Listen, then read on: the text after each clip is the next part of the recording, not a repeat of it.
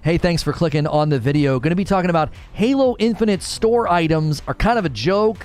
They're confusing. There's also been some updates to the progression on the Battle Pass.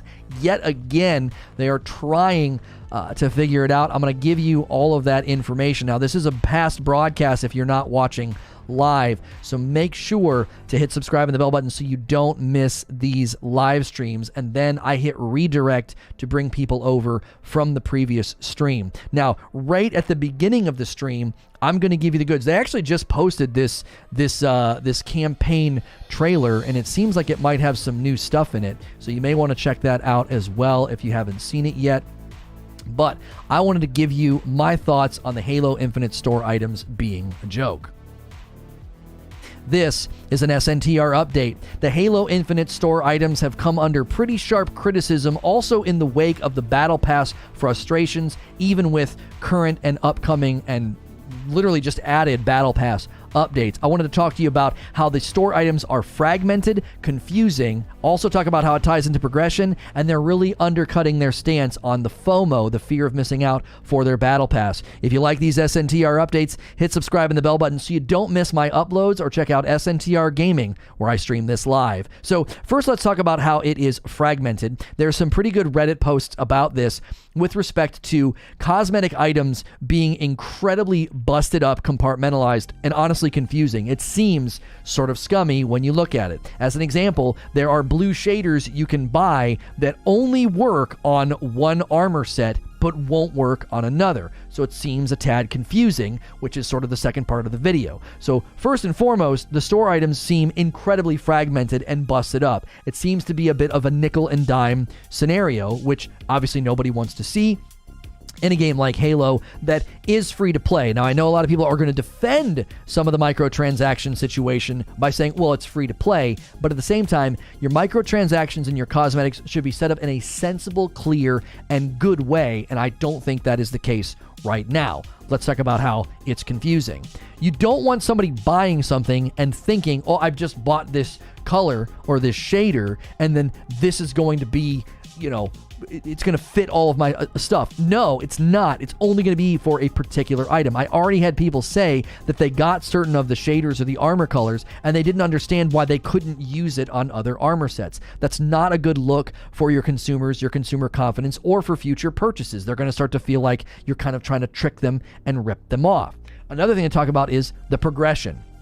The progression of the Battle Pass is an absolute joke. I recently saw a tweet from one of the CMs saying they're going to restructure the payout points, and I did the math, and it was still going to take about 6 games to get 1,000 points, which is what you would need for like a level. Now, I don't know if that requirement per level gets greater as time goes on, because if it does, 6 games to level up once, just in the beginning stages, and if that starts to slow down as you continue, that to me still feels pretty ludicrous, and that has to do with the length of the seasons. It's worrisome that a season's going to last 6 months, and there were people saying that they even time-gated one of the recent events, and that you had to only go so many levels, and then it just stopped, and then you had to come back next week. So creating FOMO, I think, is fine for an event. Fear of missing out for an event is totally fine. You want to be there, you want to be a part of things, but don't time-gate progress in the event given the nature of people's daily lives. Maybe they can play a bunch the first and the second week, but not the third and the fourth week.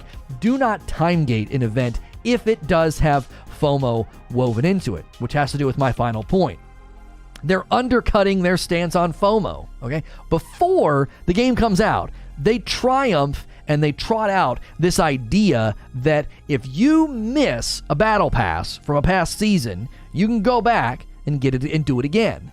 But given the insane slow nature of progress and the fact that certain things just take an eternity to get and the fragmented and confusing nature of the store and the unlocks, no one's going to want to do that. No one is going to go back and run through Season 1 Heroes of Reach if the progress stays the same, because it would be counterproductive. They would basically never get to the new battle passes. So having the old battle passes available is great. But when progression is terrible and you're seeming to try to stretch the dough to the breaking point, you are actually undercutting one of the celebrated value points of the Halo Infinite Battle Pass, and that was that you can always go back and do them. So, the store items are fragmented, they're confusing, and battle pass progression is still bad. They need to get on top of this because it continues to feel like they do not know where they want this game to go and what the community wants. As always, if you like these SNTR updates, hit subscribe and the bell button, and I'll see you in the next one. And we will continue with our second show of the day. Thank you guys, everybody who came over from the live redirect. We greatly appreciate you coming over and being a part of the second show. And they literally just announced today changes to XP. They just announced it today that, and again, I did the quick math. It was going to be about 6 games for 1,000, which that's one level. Now, I don't know. Yeah, that's what I was talking about, Abe. So 300 and then 200, so 500, then 700, and then 800, 900, 1,000. So on the 6th game, you'll hit 1,000 XP. Okay? Yeah, this is a new trailer. Yeah, they just launched a new trailer just now. If you guys want to watch it, I could put it up. Don't worry, they'll be selling yellow soon, right? Like, gee, many Christmas. This might... click like, chatting, my job is done. Yeah, come in, switch to live chat, click like. You guys are awesome. Let me get game sound for you guys here. Make sure it's coming through.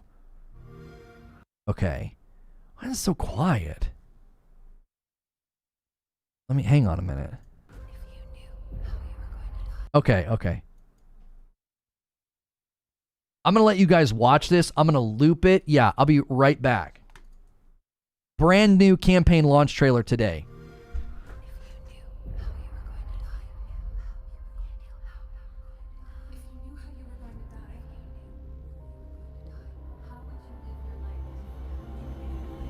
How would you live your life differently? This is my world now. Humanity will be all but a memory. This ring will be operational. The Banished are planning to fire this ring. We need help, not heroics. We protect humanity, whatever the cost. But this wasn't the mission. The missions change. They always do. You have one bullet against an entire army. It's enough.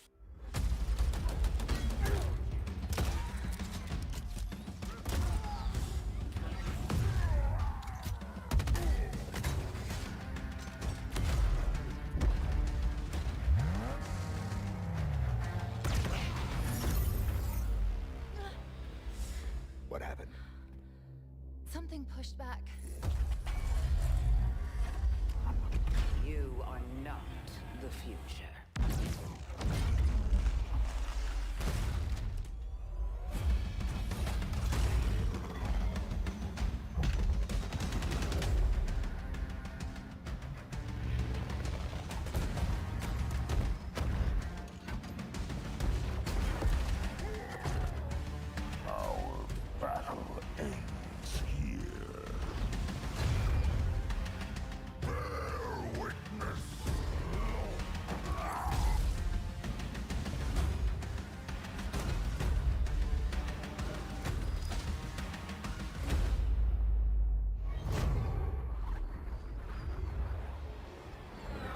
All right, I'm back.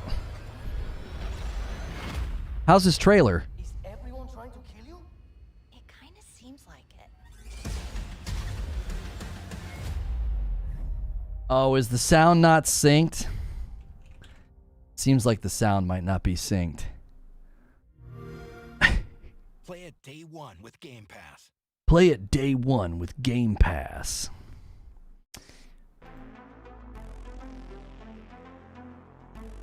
I'm gonna just reset that sound device. Okay. You are loud. It's kind of quiet. Oh, I'm sorry. I don't know why it was so quiet. I couldn't get it any louder.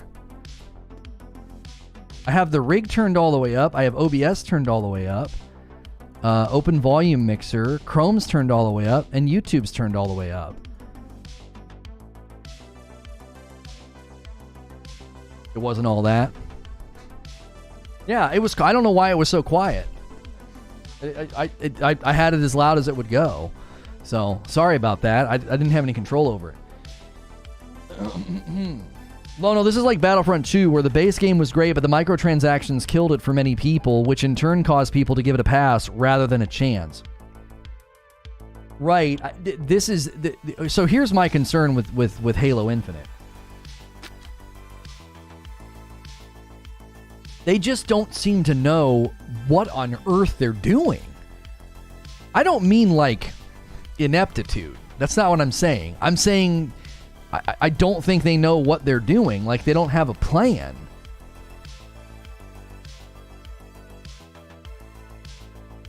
Do you see what I'm saying? Like, they don't seem to have a plan. It's like, well, so let's just track, okay? Let's just track some of the things that they've had to change with Halo Infinite.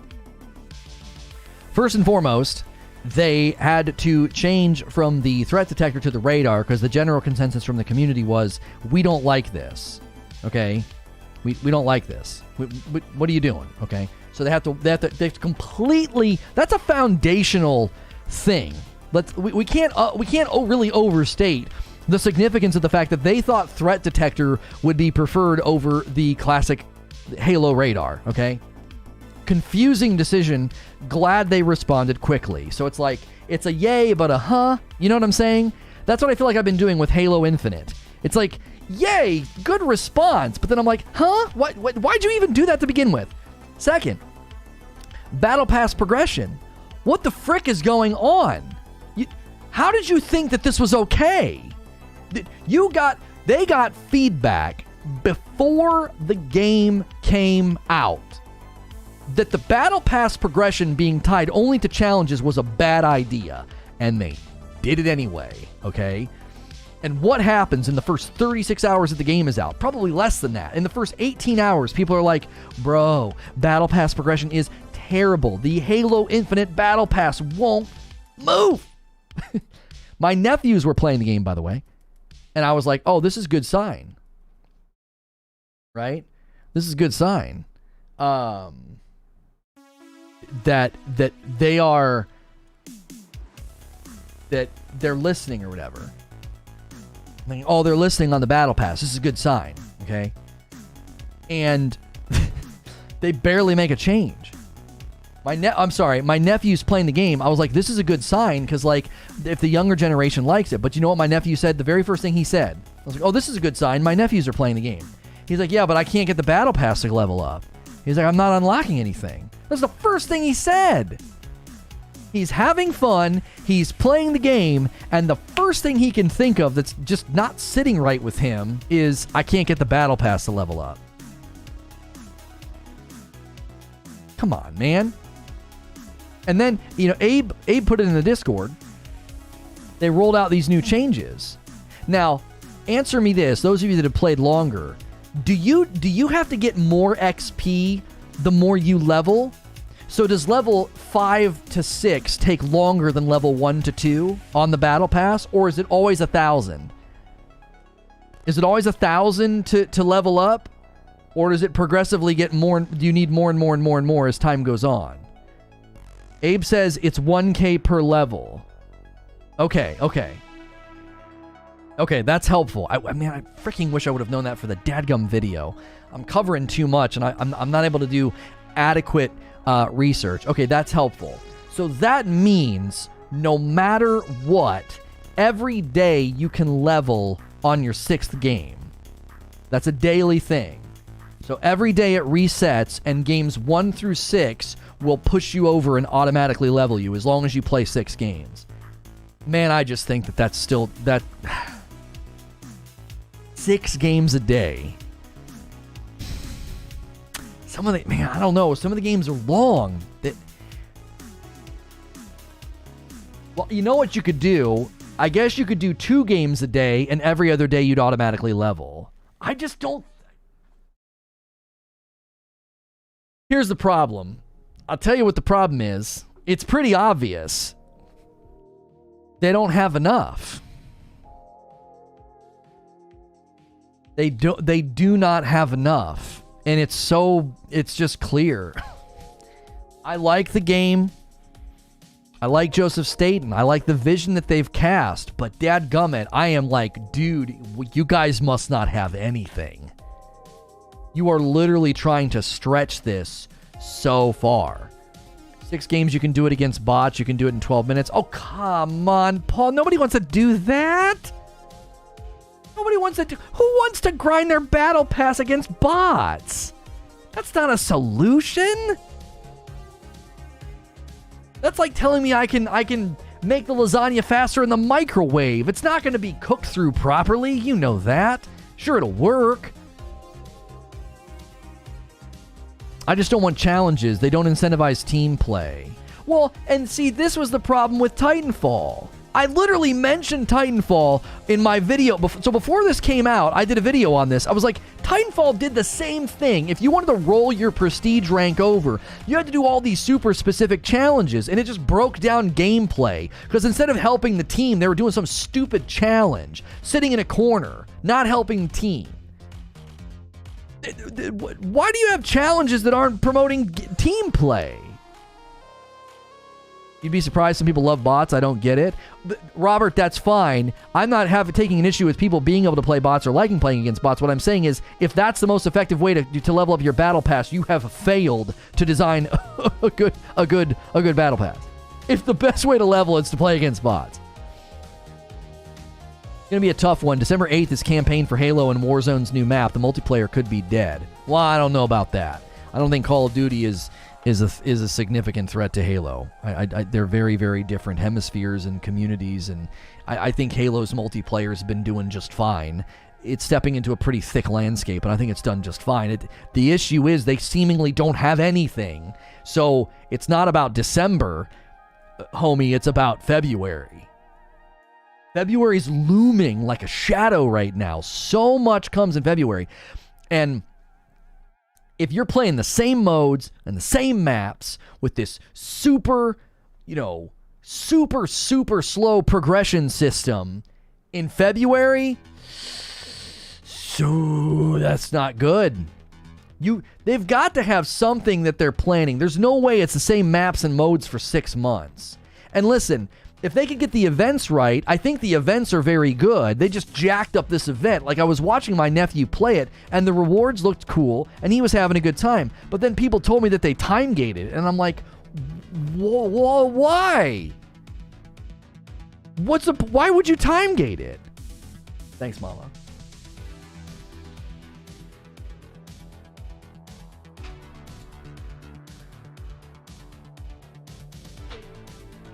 Oh, stop it, stop it. Don't laugh like that. Yeah, don't laugh like that on stream. You're the one that made me laugh like that. Game Pass removes accountability. That's what I don't like. You're going to have to flesh that out for me. So you don't think the developer is accountable for making a good game because it's on Game Pass? That's your premise? I don't think that's right. I don't think so. This game was long in development before they probably made decisions about Game Pass. I mean, maybe. I don't think somebody's like, oh, we're on Game Pass, we can make a crap game. I don't think developers take that posture. That seems unlikely. Seems unlikely. Have you been playing Halo? You were super hyped last I saw. It's fun. I was literally watching my nephew play, and I was jonesing to play. I was like, this is good. This is just good gameplay. It's fun. But if you don't feel a sense of progress, investment, and getting rewarded, then you're going to lose people really quickly. They could have released Halo next year when it had more modes. Would people be happy with that, or just appreciate that they got something enjoyable released now? That's a big question, isn't it? Do you release what you have and slowly build, or do you wait? There's pros and cons to both. I just don't know if... Yeah, I mean, Forza is on Game Pass, exactly. It's an award-winning game, and it's on Game Pass. I don't think Game Pass removes accountability. I don't agree with that. The Witch Queen will leech to players in February if they don't hook the core audience. Let me tell you something. If people play on the Slipstream engine on dedicated servers for a couple of months, and they go back to Destiny's PvP, they ain't going to stay very long. And that's not shade, and that's not a cheap shot. There's no way folks are going to go back to peer-to-peer crap tick rate, trade kill nonsense. No. There were people that go back, and those people probably were just biding their time with Halo. But people that truly play Halo and enjoy it are not going to be able to stomach Destiny's PvP. There's no way. There's no way. It's Bush League in comparison. It's Bush League in comparison. The numbers in that game's PvP will never improve or get better because that's not what they're focused on. They don't care. They don't. They don't. And Halo's PvP is very good and runs very well, but the battle pass is just what the frick? What are you doing? What is this? I can agree with Creature on this. I was just so tired of waiting. I'm enjoying what I do have. George McDaniel says, probably more concerned about the store. You can guarantee the store will get the most help and not mess with that. The game, if you want to buy it, is $105 for the whole game. Look it up on Steam. Wait, so you buy? Are you saying? I don't think that's accurate. If you buy all the items, is that true?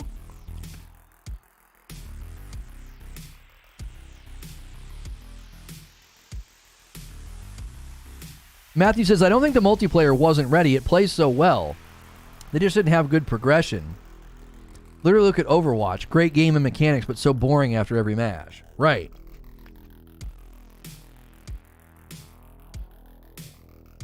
That's why I was saying, Matthew, the concern and the realization that some people are coming to is, buddy, they don't have anything. They're trying to stretch this out. They don't have that much.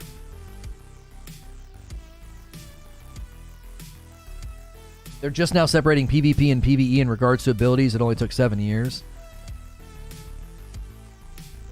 If you want my theory on what they're doing with that game, they're stripping down the lethality of grenades and abilities, and they're going to go back to the more gun-based PvP because it will be despised the way that D2 vanilla PvP was despised. And then Witch Queen will come in like a steed and usher in the era of power once again.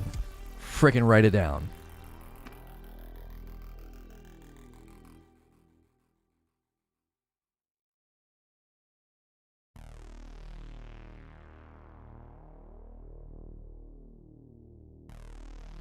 You played a bunch of Halo, hasn't clicked with you? I don't know if this is why, Wheezy, but when I was playing Halo Infinite, the Halo Infinite multiplayer gameplay, to me, was great. And then I would end the match and be like, huh? It's like riding a really good roller coaster, and then you go to get off, and it's like really shaky and like, huh? And then like the guy's rude to you. It like taints the ride. You know what I mean? It taints the ride. It's like I have fun in the game. And then when I get off the ride, I'm like, what? This is awkward. I don't get any points. I don't get any unlocks. And it does. It sort of taints the experience. I'm just like, well, what did I do? What did I achieve? What did I do? Like, what did we just do? I played like my 5th or 6th game and I hadn't leveled, and people were like, this is ridiculous. And yes, they're changing the XP today. So if you're just tuning in, the Halo Infinite Battle Pass progression, they're still attempting to improve it. Daily, you can level up by playing 6 games. You'll get enough on your 6th game to level up. That's your 1,000, right? I still worry that that's an indicator that they just don't have enough stuff. There's just not enough. They're trying to stretch and make it last super, super long. Like, the only thing that was fun was ranked because I started with a non-crap weapon, but I don't want to play ranked 24/7. Well, sure, nobody wants to do that. That's why you have ranked and unranked. You want to get out of the jacuzzi and cool off in the pool. Like, that's how I always envisioned it. You kind of sweat in the sauna or the jacuzzi, kind of gets hot, and then, you do this. I always would do this at a hotel as a kid. You get too hot in the jacuzzi and you go jump in the pool and it feels great and you cool off. Leave ranked for a little while. Unranked has legit been not fun. Why though? When I played with you guys, we had fun. Now, I got frustrated in a couple of games because nobody was playing the OBJ, but that's because everybody wants Slayer. So, like, the Halo Infinite game modes are getting basically an inundated amount of people that are, like, reluctantly playing OBJ modes. So they don't go for the OBJ.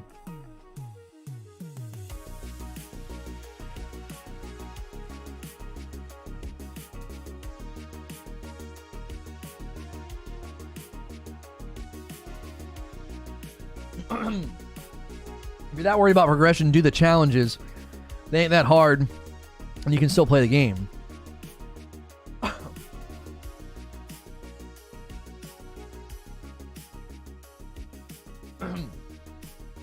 I like how Splitgate let you choose the modes in your personal hopper. Yeah, right? I liked that.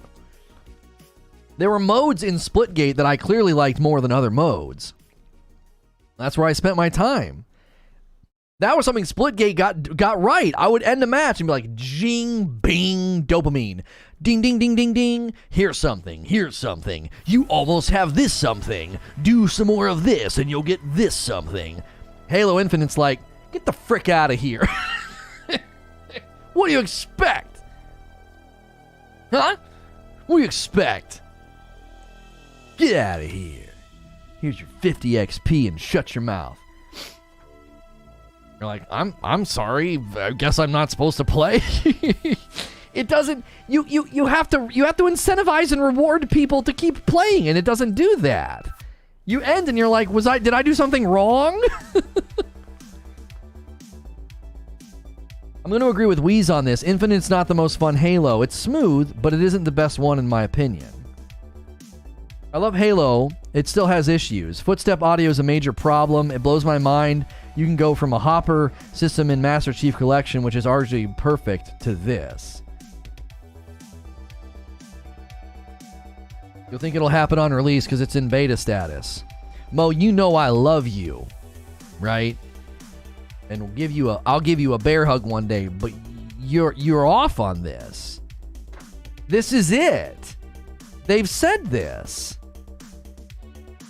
They have officially said that this is it. This is what you're getting at launch. They're not adding maps. They're not adding modes. The campaign is what's launching on the 8th. Are we still talking Cyberpunk here? No, we've moved to Halo Infinite store items. This is our second show today. We're doing 2 talk shows, and this is the second show. I really appreciate the turnout today. It really is encouraging to cover 2 very, very different topics and to have such a great turnout and such great support. If you've clicked subscribe today, I do talk shows throughout the week about gaming news. It's very discussion-oriented, and I'm a safe for work streamer, so most people just treat me like video game radio. They tune in Monday through Friday and throw me on in the background. So thanks for being here. We also cover From Software games on Friday for From Friday. So Elden Ring coverage, playing through Sekiro. I just recently beat Dark Souls 3 for the first time ever. A lot of New World coverage as well. So we run the gamut here. So press subscribe and the bell button if you're enjoying your time. We'd love for you to talk in chat, introduce yourself. I don't really have a poll for you. Let's see. Halo Infinite, store and progression. Rate it. Okay, we're gonna rate it. Good, fair, bad, and we're gonna put very bad. Good, fair, bad, very bad. I had Lono withdrawals last week. I know people like to tune in every day and have me on in the background, and I appreciate that. It's still beta. The next era of Halo begins. To celebrate the 20th anniversary of the franchise, Halo Infinite's multiplayer beta is available now and free to play. Paul, listen, you guys are... But you're not responding to what I said. 343 has officially stated that there will be no new maps and modes at launch. I'm not saying that will then be for in perpetuity. Like, there'll be a time where they add maps and modes. There's nothing changing at launch, according to them. It's their game, and they've said this is it. Thanks to you going away, I actually got stuff done at work. I mean, you know, I was gonna have a comeback about being lazy. I couldn't put it together. I was looking at my food and got distracted.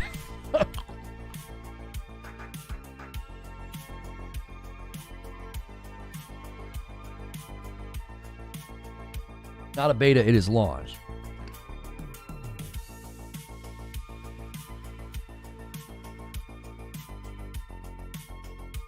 Why are they calling it a beta? Homie, I don't know. I don't know.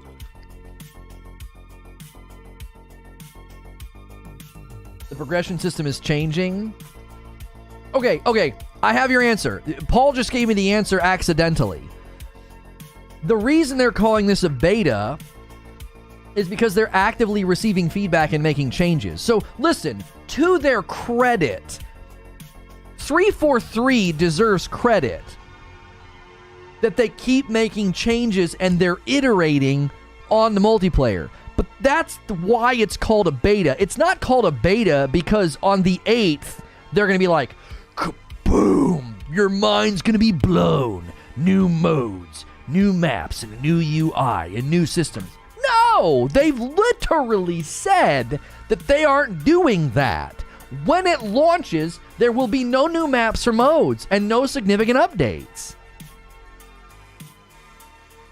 It's only called a beta because they are actively, again, to their credit, they are actively receiving feedback and making daily changes. That is worthy of praise, but I'm pushing back on your expectation that things are going to change on launch date. That's not true. It's called a beta, so you can't say that it sucks. It's theater. When they say that, never seen it. Eugene, help me out. I think you posted it yesterday. There was an official statement from Infinite on this, from 343 on this, that there will be no new maps or modes on launch. Basically, like, this is it. This is what you're getting. They are updating the progression system actively right now and making changes. So certainly, sure, there could be, hear me out here, there could be a day one patch for multiplayer. I'm not disputing that. What I'm saying is, if you think there's some magic wand they're waiting to wave because it's in beta, that's what I'm attempting to dispel. No. If there's a magic wand awaiting us, then why are they actively making changes right now? They're actively making changes right now. Why? Because this is it. This is what you're getting. You don't need any more maps or modes. You don't need Slayer? Like an actual Slayer playlist hopper?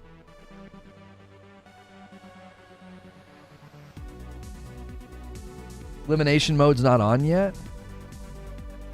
They said that there's no new maps or modes coming at launch. Now, listen, I pushed back on this notion yesterday that, like, well, this is all we're getting for the entire season. I don't agree with that at all. I think they're going to push stuff out in late January, early February. They will likely push out something new to kind of, like, you know, rub the paddles together and, like, clear, like, bring the game back, because it'll start to decline in those months, and it'll severely decline end of February.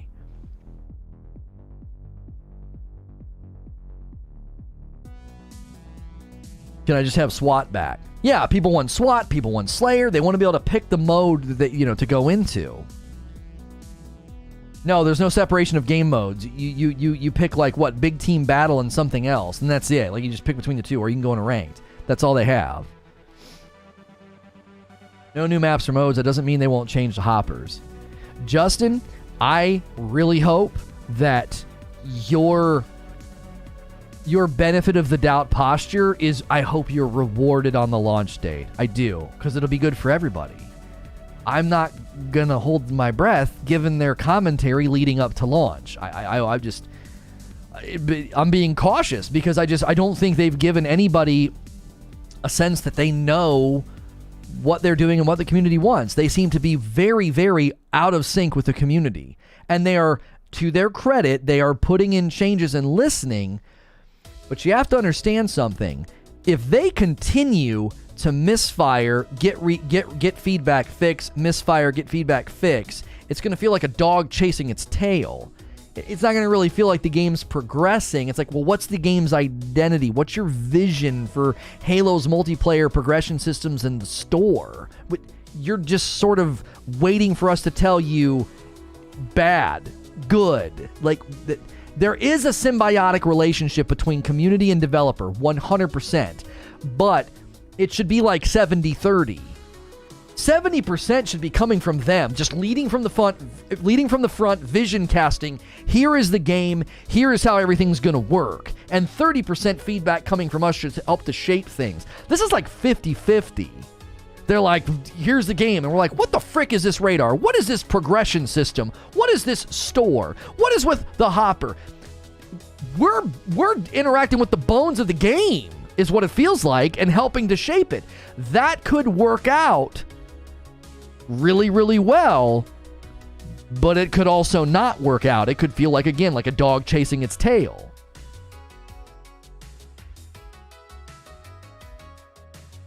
Okay, so Eugene pulled out a section for me here. Why is this release a beta? Our previous multiplayer technical previews went a long way to battle testing our services and infrastructure. But as we prepare for a significant increase in the number of players jumping into Halo Infinite on launch day, December the 8th, we want to ensure our systems are good to go. While you may experience some bumps and bugs during this beta period, it does mark the official start of the Halo Infinite Season 1, with all Day 1 maps and modes enabled, as well as the full Season 1 Battle Pass. This means all of the Battle Pass and customization items you earn or purchase during the beta will stay with you after the 8th. When you start playing the beta, you will notice in the Battle Pass UI that Season 1 will last from now until May, which is a change from our original goal of shipping a new season every 3 months. We made the decision to extend Season 1 to give ourselves more time to ensure Season 2 meets our high-quality bar, and so we can finish development of Season 2. So you are basically playing the Day 1 version of Halo Infinite's multiplayer. Like, that is literally what they basically just said. Again, that doesn't mean they couldn't tweak the hoppers or continue tweaking the battle pass. That is fine. But it's worrisome. You got a 6-month season, an incredibly overstretched battle pass progression system, an incredibly fragmented and confusing micro store, and you have a hopper system that the community just does not like. The worry would be, and again, this could totally be a genius play, that they didn't want to make a game that pandered too heavily to the old school Halo community. They also didn't want to create a Halo that pandered too heavily to new players. So what are they doing? They're allowing the engaged and the interested to help shape the systems. I'm here to tell you, that could be an absolute genius move. Because you don't know who's going to show up and stay. You don't know. Is the core gameplay going to land on hardcore players that love the game since day one? Or is it going to land on new players? I got to tell you, it seems like it's landing on both. Because my nephews were never really huge into Halo. They got the Master Chief Collection, and they liked it. But they were never like big-time Halo fans. And they like Halo Infinite. They're enjoying it, okay? That's signs of life. You got young, old, new, loyal, veterans, rookies. It seems like a good spectrum of people are enjoying Halo Infinite.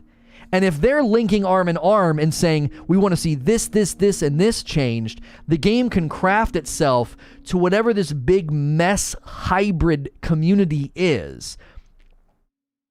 There's a potential genius here to all of this, because Halo Infinite stood and said, if we cater way too heavily to Halo fanboys, nobody new is going to come play our game. It'll be dead in the water. If we pivot and do way too much for new players, we're not going to have a good core audience. You need both. And the only way they were going to get both is with free-to-play, wide-open accessibility, and just super agile. Feedback, cool. Change. Feedback, cool. Change. They did it with the radar. They're doing it with the battle pass. Now, that's the most charitable way I can look at this. I could look at it in another way. I could look at it in another way. I could look at it in a very cynical and critical way and say, this all points to you not having a freaking clue what you're doing. The game has no vision or soul. Whoever's vision casting is lacking in that department, and that is therefore bad and worrisome for the longevity of this game. I could look at the stretched 6-month season and look at the battle pass progression and say, you're doing this because you don't have anything. My challenges don't completely suck this time. What challenges do you have? I haven't booted up to check.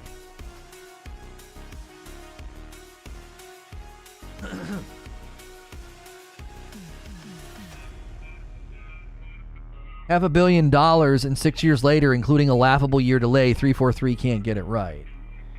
Right, Newtonian.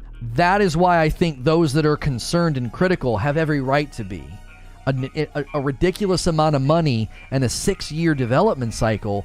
What on earth? What are y'all doing?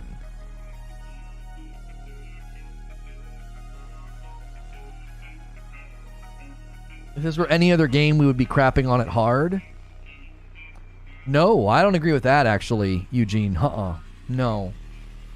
No, because the history and the money is one of the reasons that I think you have a right to be critical, Eugene. If this was a brand new IP and they were, giving us a peek under the hood and they released this multiplayer beta, I think people would be impressed. They would say, holy cow, this is a great arena. They would obviously be critical of the store and the progression systems, but people are like, this gameplay is solid for a new contender, for a new developer. This is great. I think that's one of the reasons that Splitgate has done well, because it kind of came out of nowhere and it's pristine and solid.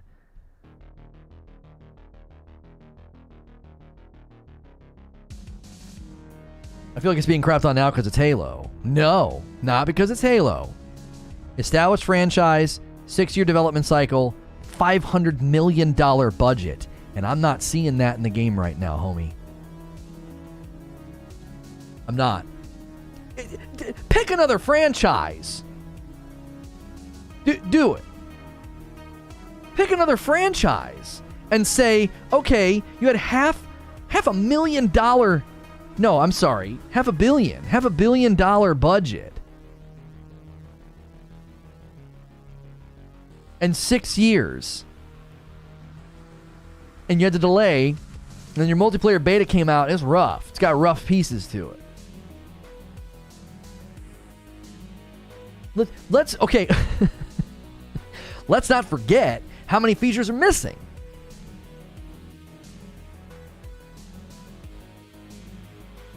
How many features are missing? You got no co-op. You got no Forge at launch. Like, come on. In $500 million in 6 years, and this is what we got?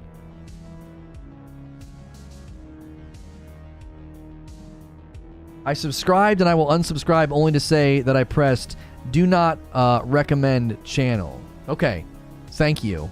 I'll make sure and click do not care what random person says. Go back to the fringes, homie. Nobody even cares what you think. To be fair, most of the money went to the campaign, which we haven't seen yet. Are you serious, Clark? Most of the money went to the campaign. Where are you getting that? Where was that reported?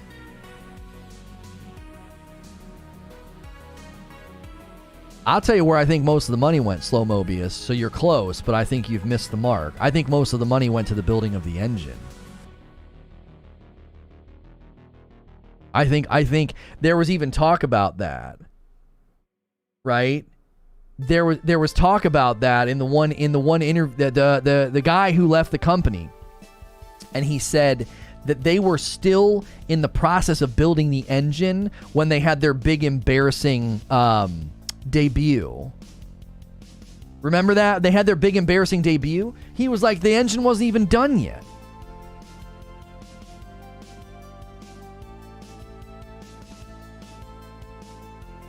So I think most of the money went to developing the engine. Because if I'm supposed to believe that in 2020 the engine wasn't even completed yet, huh? Why you were supposed to launch? So who knows what they've been doing? Like, When that guy said that, I was like, this game's got trouble on the horizon. It's not even ready. How's it going to be ready if your engine wasn't even ready last year? I thought in general campaigns cost more than multiplayer. I mean, that's probably fair because of the dialogue, cinematic cutscenes, the mocap, recording, world building. Sure. Yeah, probably way more resources. I don't think that's an unfair thing. I was just curious if that was like stated somewhere specifically. I don't necessarily think I wasn't necessarily casting doubt on the claim. It was just like, where do they say that? Because in my mind, you'd be putting a lot more money into the multiplayer because that's what's likely going to carry it in the 6th, 7th, 8th, 9th month.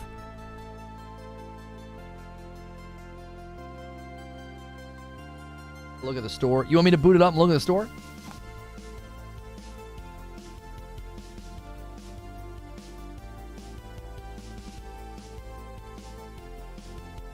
Matthew Fischetti is making a pretty good point. You know, if the battle pass is the worst part, I'd rather take that than gameplay being terrible. Right now, it doesn't have anything that makes me want to load it up every day in terms of progression. Right. Well, to your point, I think it's a well-made point. It's a lot harder to fix gameplay than it is to fix a battle pass or progression system. You know what I'm saying?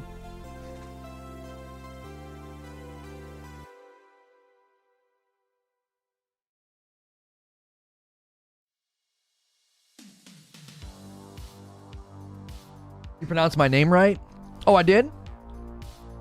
Got a little bit of Italian in me. I talk with my hands. Matthew Fischetti. Eat the spaghetti, Fischetti.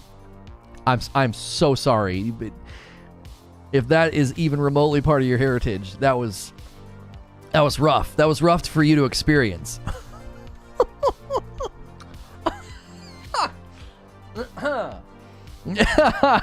Hey! That is dumb. What is going on here? You heard that one before? I mean, how could you not? Fischetti spaghetti. I mean, I'm sorry. I am extremely sorry. Once you complete your weekly, it takes 20 games to level up once. That's ridiculous. No, Mr. Menus, didn't they say they updated it today? Your daily, daily you can level by your 6th game. 9 months from Creature. I'm sorry, chat. I try. I really try. Out of Call of Duty, Battlefield, and Halo, Halo is by far the most complete game and not even technically out yet. Well, okay. My pizza tastes better than dog crap, but that doesn't mean my pizza's a good pizza. I'm kidding, but Vanguard and Battlefield are... Hey, they're not doing very well.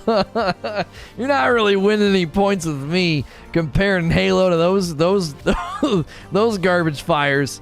Battlefield especially. Holy moly, what the frick happened?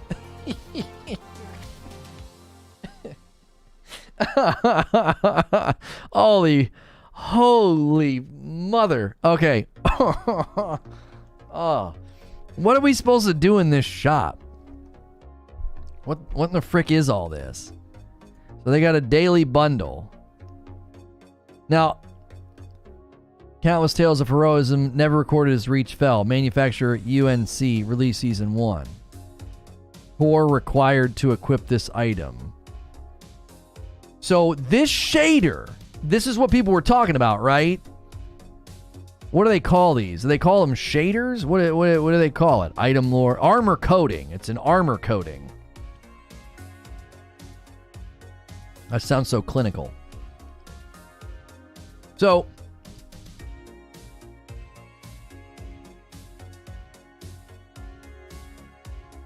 is that specific to this piece?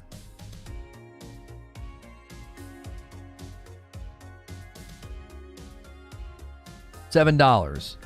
Yeah, it's $7 for an emblem, a shader, and a shoulder pad.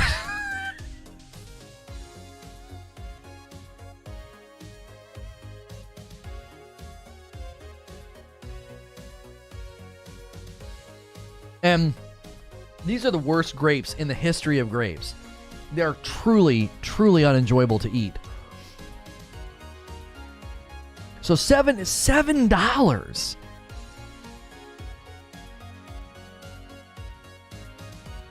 That is rough, chat. Disagree with that. Vanguard has a campaign, zombies, and multiplayer. Seems more complete to me. What does that even mean? I mean, Vanguard just didn't do well commercially, but Battlefield is more deserving of like the holy moly is it bad, right? But that Call of Duty might not deserve the hate. Boost and swap pack, 2 XP boosts and 2 challenge swaps.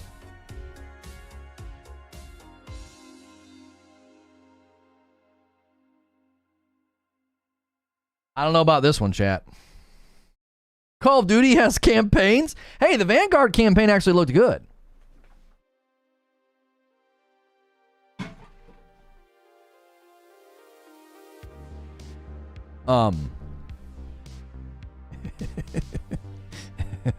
Okay.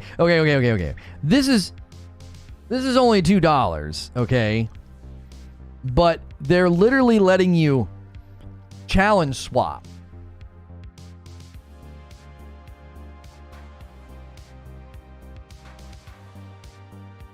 Challenge swap.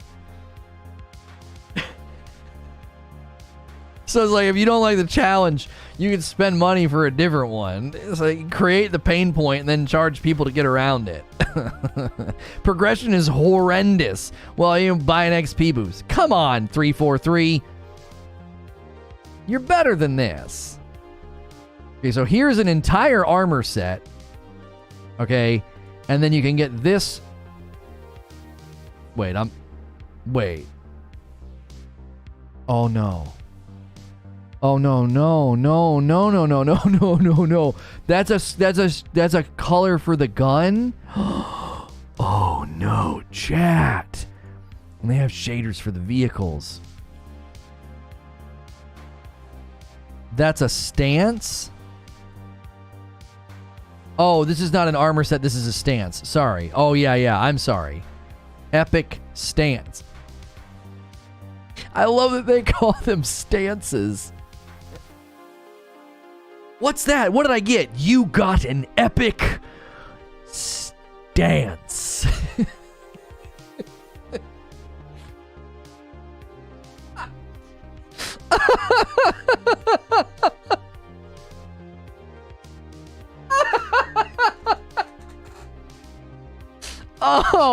Oh my gosh. Scroll to the right. Oh, here's the shader. Wow, that is just... Why are you even charging for that?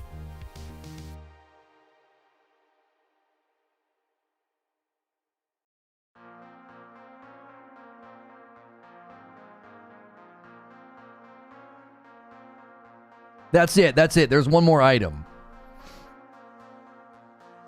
Why are you charging for that? That's not even a good shader. That's bad. It's like it's bland and it's all distressed and chipped. I don't know, man.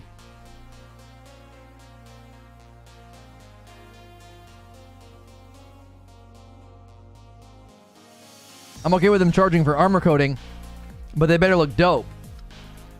Yeah, and they better be applicable to everything.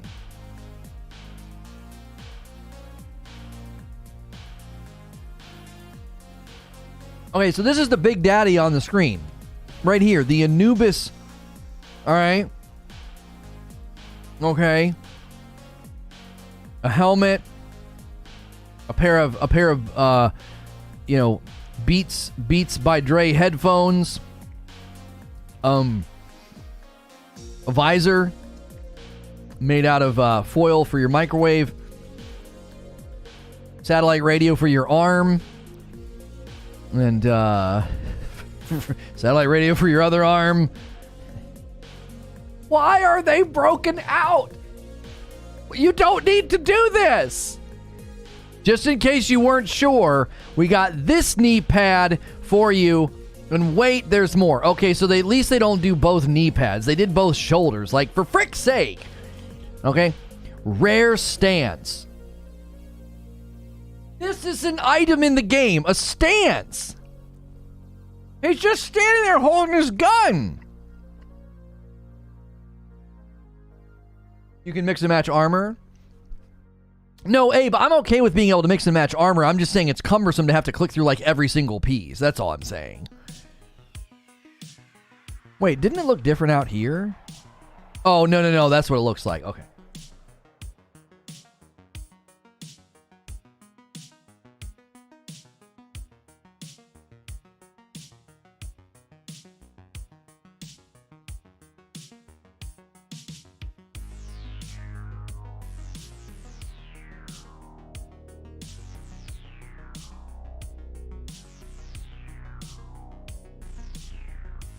Isn't your stance the main intro for the game? You can buy dances in other games. Right, but Paul, to be fair, there's a big difference between a stance and a dance. A dance, you're moving around. You're putting some shine on him. A stance is like he's just standing there. You're charging money so that I can stand in a different way.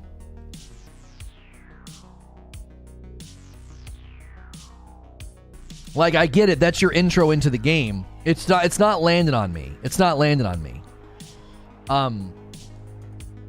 Here's my season pass. I've gotten so much stuff. Level 0, 900 out of 1,000. So let me understand something. So Blue Rampage. So this shader, so this only goes on one armor set? Challenges. Play any match.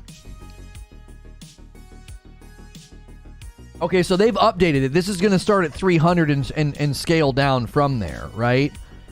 It's going to go 300, then 200, then 200, then 100, 100, 100, and then the 7th game drops down to 50.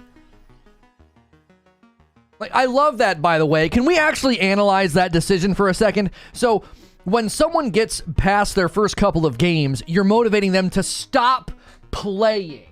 Can we please think this through? 300, 200, 200, 100, 100, 100. By your 7th game, you're making 50.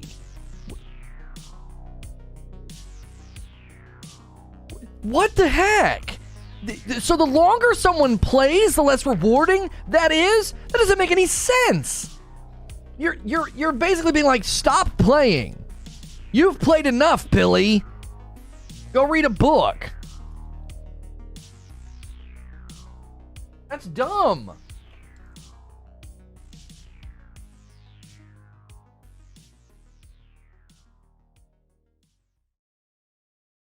They're motivating shorter sessions more often. Right, Zubair, but does that line up with how people play video games? If you have 2 hours on Friday and Saturday to play, 2 hours on Friday, maybe 3 or 4 hours on Saturday. So Friday and Saturday, like your games to play and grind out. This system is horrible for you. It's immediate depreciating returns. You can't play, Sunday through Wednesday. So the longer you play, you just immediately get depreciating returns on your game time. That's so dumb. Now, if they would let you bank it, like if you skipped Monday, Tuesday, Wednesday, and Thursday, and you could bank all those points, so that way on Friday and Saturday, you could really put some game time in. Do you understand? Like, I'd be okay with that. Because if you slam out 20 games between Friday and Saturday, instead of spreading it out through the week, you get more XP than me because you played Monday through Saturday. I get less because I played those 20 games on Friday and Saturday.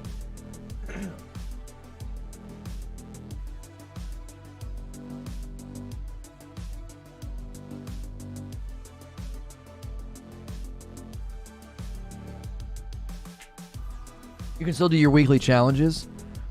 Yeah, but Paul, listen to what I'm saying. If you play 20 games Monday through Friday, and I play 20 games on Friday and Saturday, you get way more XP than me. If you do 4 games every day, you're gonna get way more XP than me. Because after my 7th games 7, 8, 9, and 10, I'm getting 50, 50, 50. Let's just say I do 10 games on Friday and 10 games on Saturday.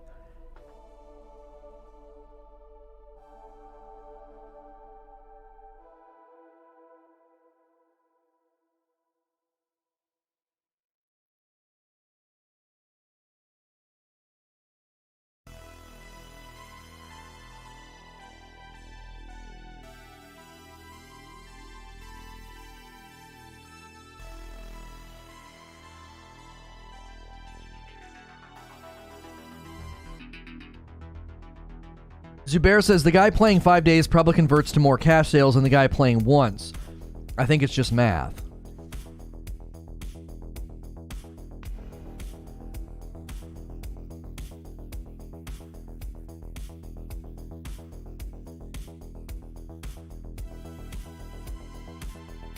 Master Chief actually goes to the bathroom in his suit, according to Staten. Call of Duty Battle Pass and challenges are light years ahead of this game as much as Call of Duty is trash. Alright, I figured it out. If you get an overkill, you get a full Battle Pass slot progression. Give us Fiesta now. They were doing Fiesta for that temporary thing, weren't they? The temporary event or whatever it was called.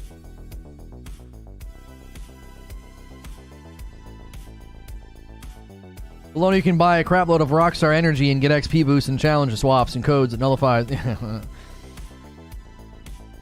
Your challenges suck a bit more than mine. Yeah, mine weren't terrible. Mine aren't terrible. Complete a stockpile match. Kill enemy Spartans with the commando rifle. Only 5. That's not hard. And then, well, at least I don't think it's hard. Large squad scuffle. Complete any big team battle. And then upgrade premium battle pass to unlock the extra challenge slot. Okay.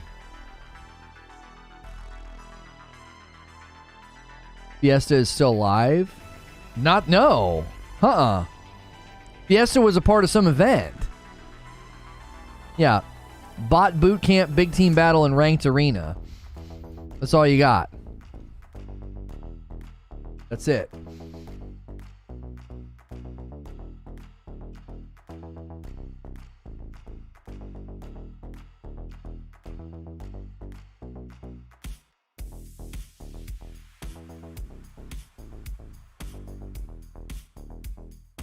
Quick match? No.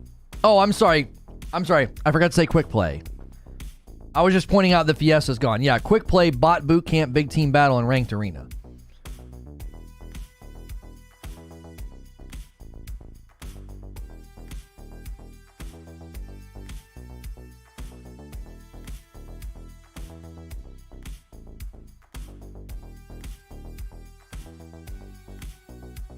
Brutal Gear says, I think what they're trying to do is online multiplayer will have a healthier player base if more people play more often, so they try to incentivize the player behavior. Okay, but see, this is where Splitgate does it right. Splitgate gives you a daily sign-in bonus and then a streak bonus. Right?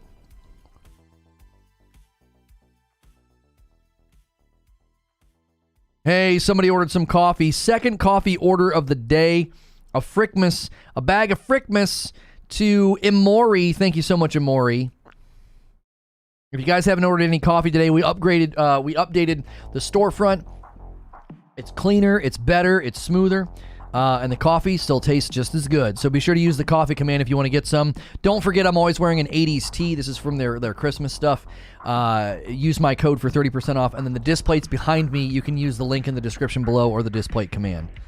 And if you're doing any of your shopping on Amazon, feel free to use my Amazon affiliate link both below or with the Amazon command.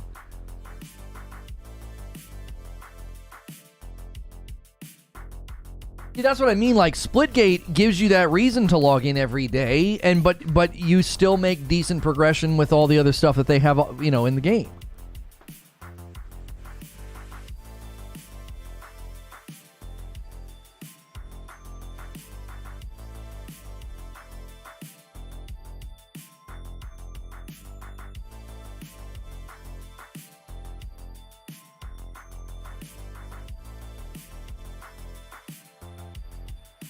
Primary made a good point about this system appearing to the Chinese market. Maybe that's a factor.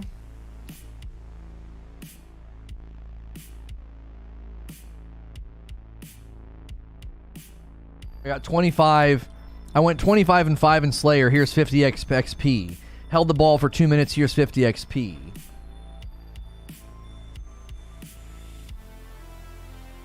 Right. Like, you're not being rewarded for performance.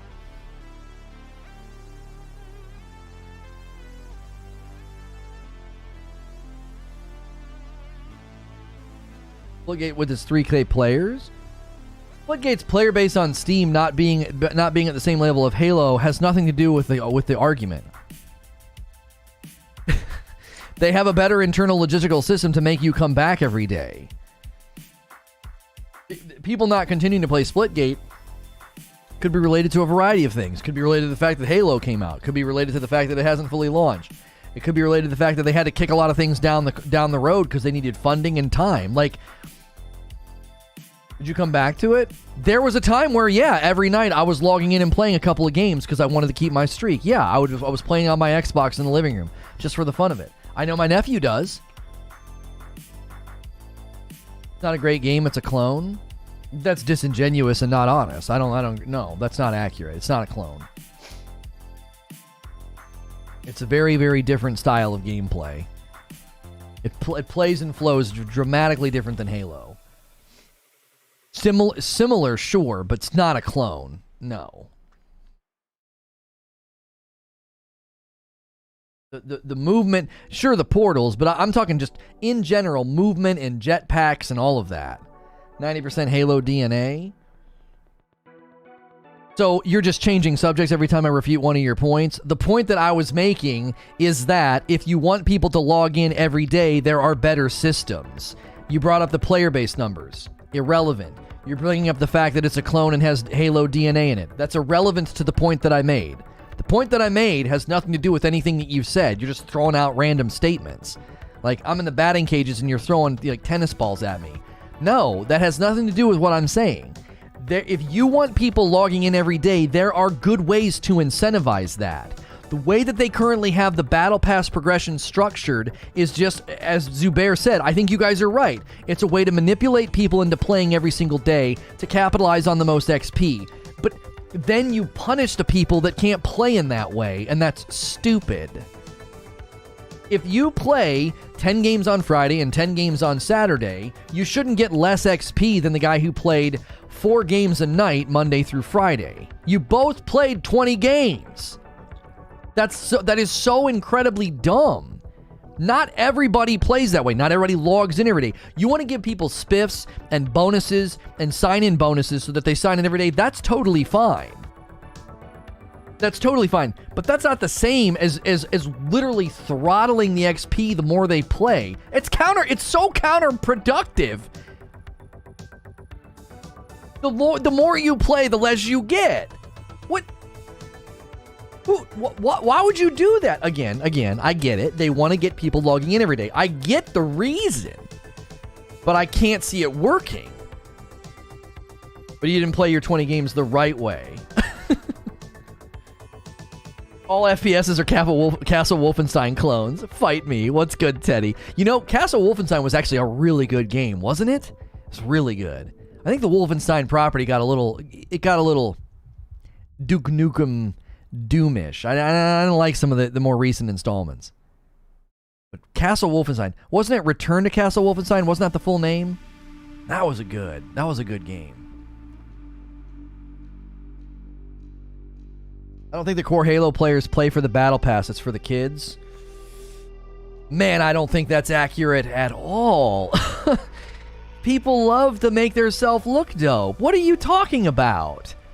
All of the praise that the Master Chief Collection got for its Battle Pass, and you're trying to tell me that core Halo players don't care about the Battle Pass? What do you mean? Who do you think's playing the Master Chief Collection if not the core Halo audience? Who's playing that game? Kids?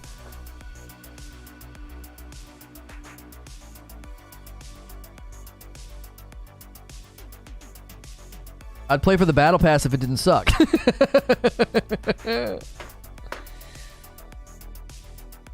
Return to Castle Wolfenstein was an online multiplayer FPS. No, it wasn't. It had a campaign. I played it.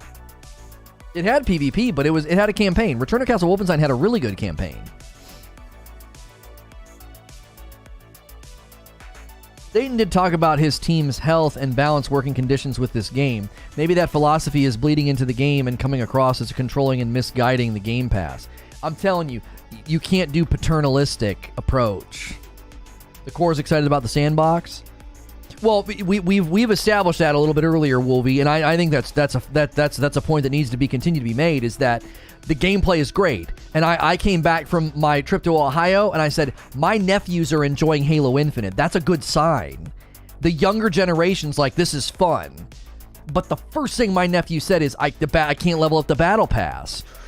You're going to lose them as soon as you got them. Do you want them playing? See, let's just imagine Paul's right and that the core Halo audience doesn't give a rip about the battle pass. You want the battle pass to be good because whether you want to admit it or not, whether you even know it or not, you want my nephew playing. You want him playing because then his friends will play and then more people play, and you want them in the player pool. They're the next generation. They're the ones buying skins. They're the ones that played Fortnite for hundreds and thousands of hours. You want them in the player pool. This game can't survive off the purists and the loyalists. You need new blood. And if they think the Battle Pass, if they think the Battle Pass sucks, because it does, they're going to walk. You know what he started playing near the end of my time at his house? He started playing Splitgate. What he started doing. Similar gameplay, and he's constantly getting stuff and skins and little dopamine hits. Bing, bing, bing, bing, bing. I think that's important. To ignore that demographic and to ignore that trend in gaming is to their detriment. I don't think you can ignore it and be like, well, it's just for kids. Like, well, okay, that's a huge demographic. That's a spending demographic if there's ever been one. I don't know about Solar Ash Jaggy. It looks cool, but we've struggled to have gameplay slots for games like that. We're very heavy talk show these days. Battle Pass isn't the burger, but it's the fries, and if the fries suck, you notice. Yeah, that's a great analogy. Wendy's has this big commercial push right now for their fries. And they start off the commercial with soggy, gross fries, and they're like, our fries will be crisp and hot, and if they're not, bring them back. Why? Because of what Zubair just said. I'd be willing to bet the 20-plus year Halo players are just ecstatic about the sandbox. True, Wolvie, but this has happened to you. I know it's happened to a lot of people. You've changed a little bit as a gamer. Can you see yourself playing this all the way to the end of January with the battle pass and the store and the earn rates of things as it is now? No modes, no maps, no changes? I don't know, man. I feel like people will drift. Maybe not you, maybe not everybody, but I do. I feel like even the Halo loyalists will be like, there's just nothing to it. There's just nothing here. The progression stinks. The store stinks. Like, I don't have a drive to boot the game up. You know? Because if they can get the battle pass right and the earn rates right, well, then you have to basically replicate that in ranked and start giving people the reason to run ranked.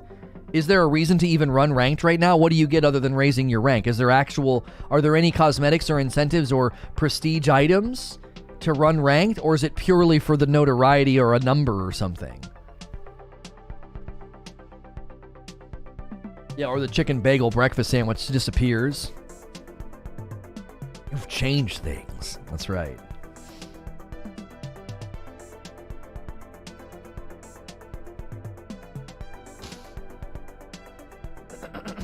I've drifted and I've been playing since CE. My big complaint is how the guns feel and mainly how they feel on mouse and keyboard. Well, that's not surprising. The reports are in. You're more accurate in this game on a controller. And I think that they're okay with that. They might try to shrink the gap between, but right now controllers are dominating this game, and I think that's by design. I don't think that's like an accident. I don't think they're like, oops.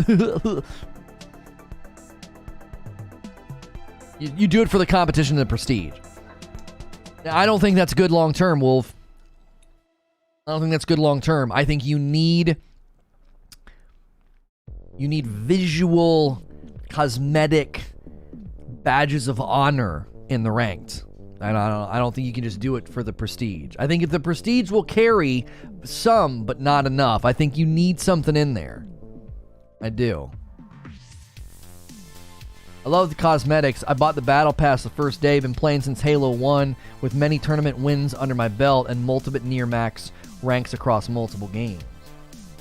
Here's why I think some of you guys may not care about the battle pass, but maybe you're minimizing its importance. Look at the battle pass's success in the Master Chief Collection. Who the frick do you think is playing that game right now? It is not a bunch of noobs and young people. It's Halo loyalists. And they tested and got lots of praise for their battle pass in the Master Chief Collection.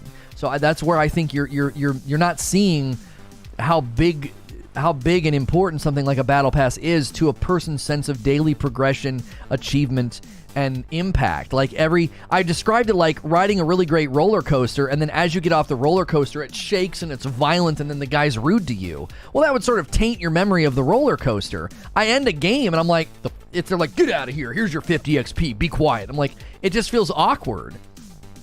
It doesn't make me want to jump back in and do another. I end a Splitgate game and the bar fills and I'm getting currency, and I end a Fall Guys game and I'm getting currency, right? Oh, I'm really close to my next level. I'm really close to the next thing. So you jump in and you play another game. I get that tug and pull, haha, giggity. I get that in Fall Guys. I get that in Splitgate, and in Halo, they're like, what do you want? What do you want? Here you go. Don't play. We don't care. Oh, it's your 7th game? You're just going to get less. You dummy. You didn't know you're not supposed to play more than 4 games a day. Get the frick out of here. Like, why? Why would you treat players that way? I know. So people log in every day. There's more, I think, better and healthier ways to get people to do that.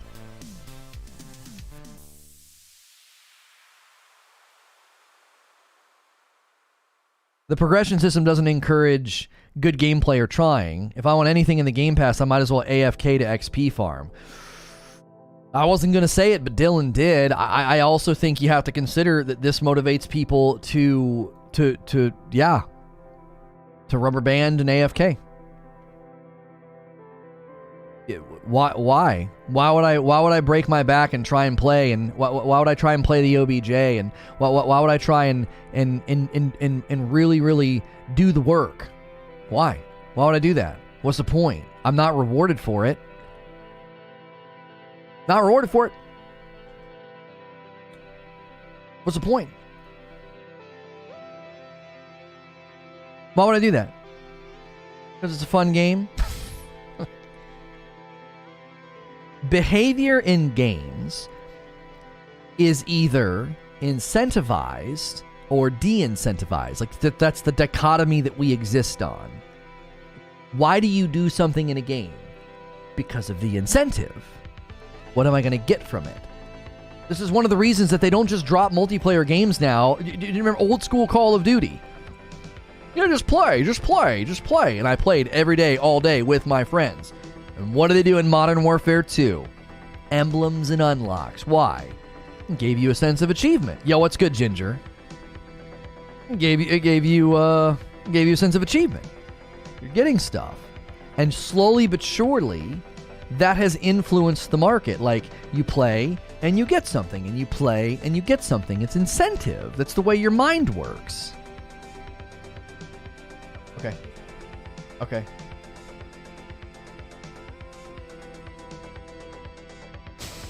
Well, tell him to tell me if he goes up. Okay.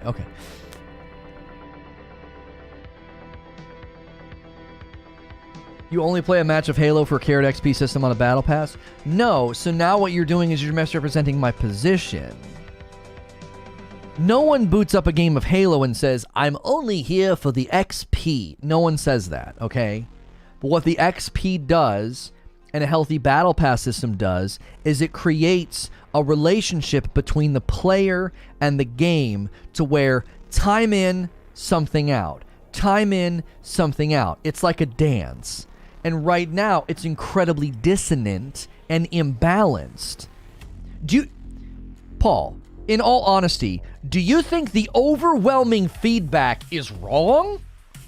Do you think 343 scrambling to respond now for the second or third time on Battle Pass progress. You think that they're wrong?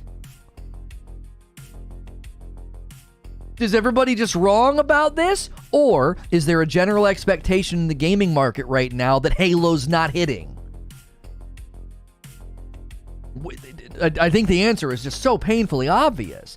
They're not hitting base level expectations for daily or long periods of engagement with a multiplayer game. They're not doing the basics. The Battle Pass system is awful, but remove it and the game still has the same player base. Oh, no. No. You underestimate the battle pacification of the gaming market. You underestimate it. Absolutely not. If I can press a red button right now and the Battle Pass was gone from Halo Infinite for forever and it never came back, the player base numbers wouldn't hold. They wouldn't hold. You would lose lots of people. 100%. It's not hitting current expectations in the market. You folks seeing this? No Way Home Net's biggest Fandango pre-sales in 24 hours. Yeah, websites were crashing. The film also beat out Infinity War, Star Wars. Yeah. That Spider-Man movie is just absolute. It's just a freaking monster. Told you Spider-Man was king. Told you. Told you he was king. He's the king of the world. Everybody loves Spidey. No contest. Dan with 5 months. Coming back. Love the return of the talk show format. Check out the Game Pass Indie Exo 1. It's very fun. Zen-like traversal. Appreciate that recommendation. You got to throw stuff like that in the Discord. I'll probably forget. Imagine you're one game away from unlocking another level on the Battle Pass and tell me you wouldn't squeeze in just one more game. People care. That's right. That's right. You're pushing against basic human psychology. What's he saying? Hang on. What's MRI guy saying? I have zero sympathy for players who think they have to be rewarded for playing a game and can't play just for the fun of it. There's a psychological problem there. No, there's not. No, there's not. That's not a psychological problem at all. Have you studied psychology at all? If you're going to speak on psychology, have you studied it? Have you studied like some of the most basic forms of psychology, like Pavlov's dog, positive reinforcement, negative reinforcement? Have you read any books on parenting? Have you done any of the most base level understanding of psychology? That is not a problem. That isn't. The idea of doing something and being rewarded for it is woven into our humanity. What do you mean? That's not a psychological problem. Gamers used to never have anything like this for years, and now suddenly it's a problem because people think they need it. Yeah, like electricity and clean water and fast internet.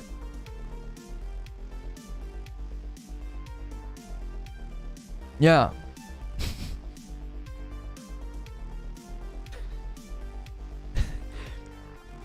Games have changed. Games have changed. You really want to compare the games of today to the games of yesteryear? Because, like, some of the best games are 4 hours at max. Some of your most favorite games, 4 hours long.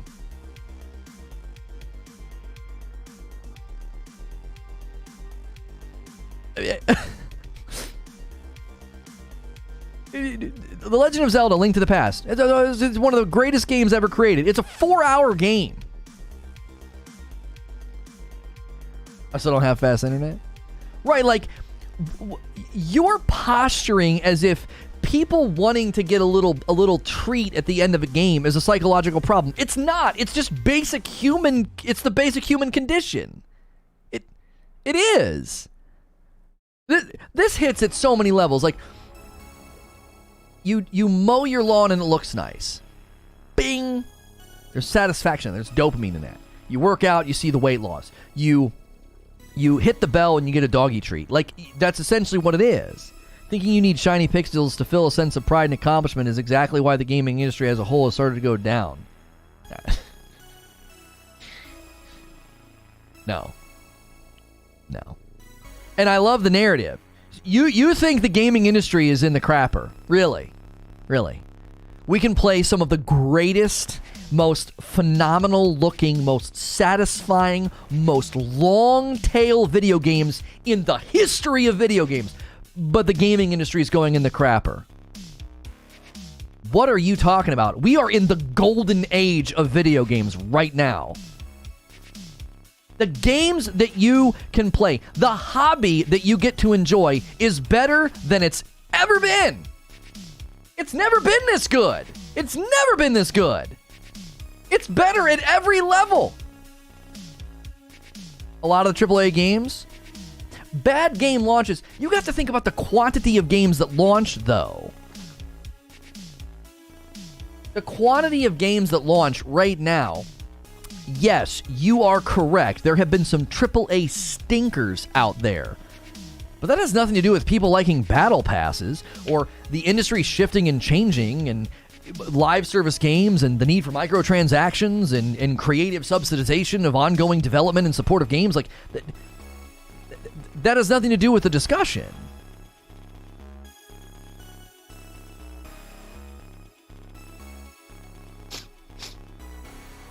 It's the opposite. It's what is keeping people coming back to games. It's allowing people to stream video games, produce entertainment, and make money doing it.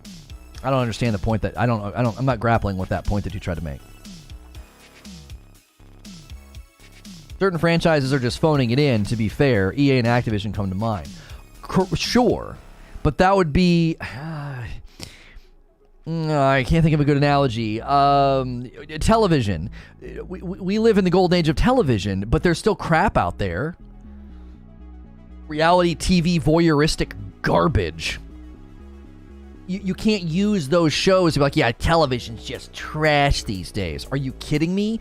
We watch movie budget level production award-winning television constantly. We're in the golden age of television, but you can't use like the refuse of reality TV to be like, yeah, TV's just going in the crapper.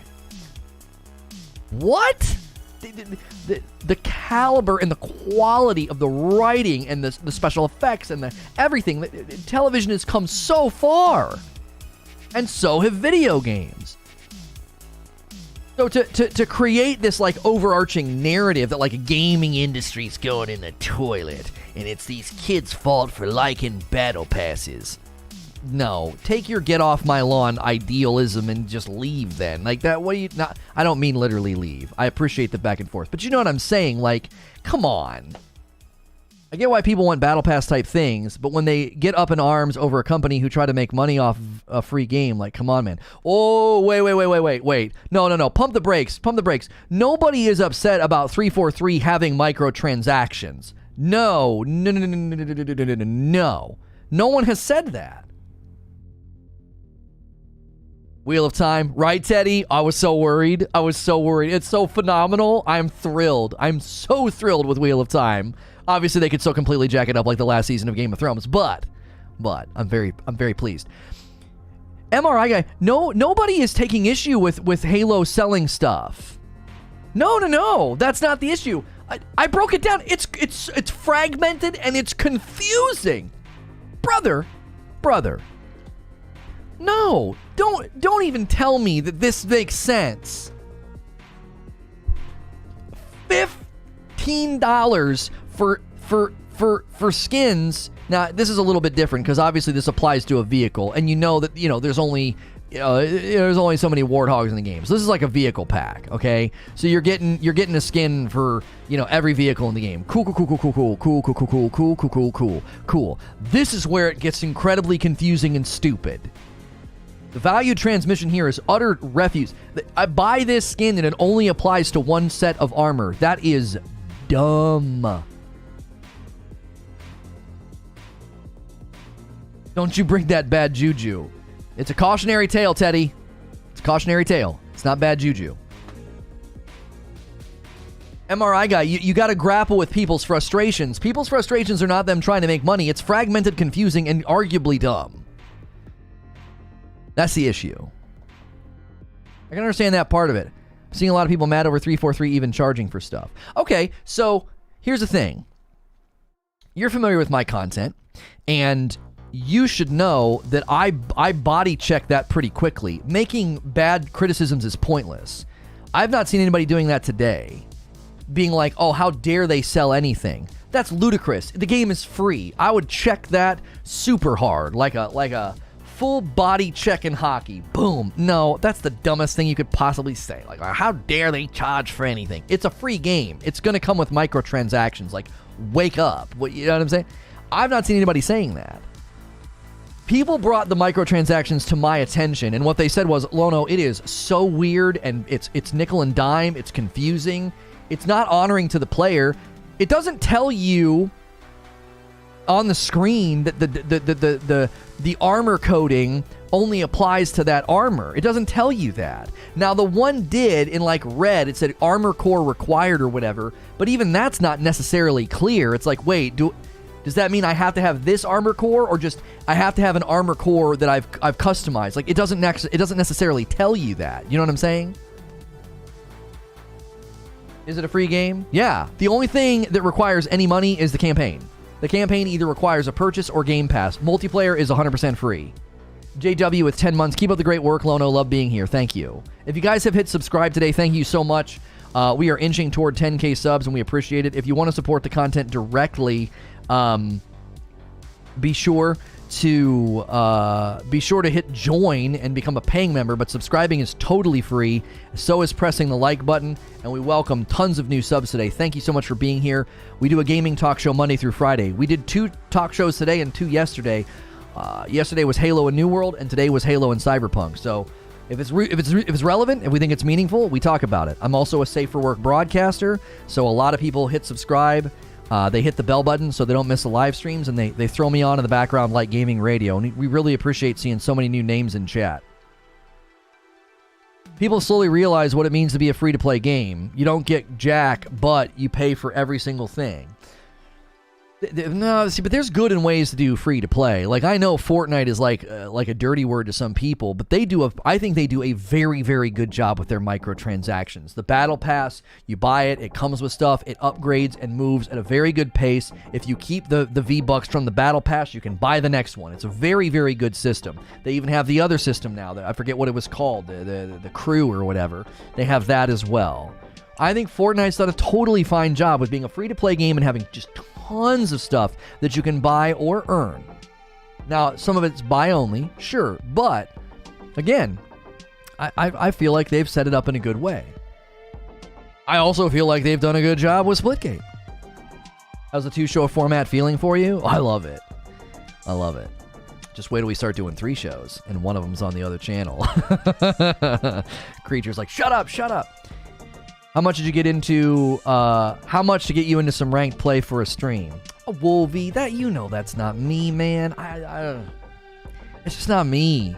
I'm not cut out for it. I'm grumpy when I play these kind of games. I don't stay in a good headspace for very long. I just get grumpy. I'm old. I'm an old man. I'm getting gray. I'm getting gray here and here.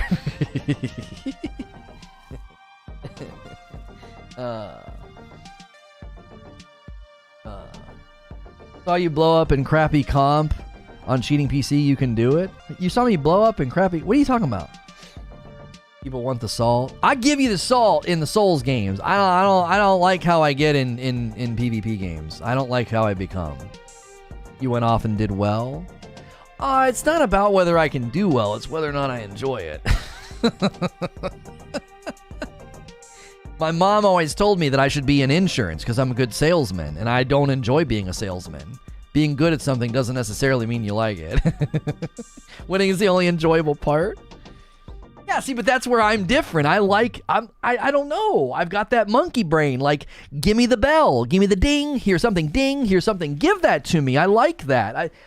You might look at me and be like, "That's just stupid, Lono." But like, I don't know. I have been changed by the games like Fortnite and stuff. I've been changed by it. I have. And 10 years of Call of Duty wore me down. I really struggle to get into PvP games and enjoy myself. If you remember, when I really enjoyed Fortnite, it wasn't about the winning.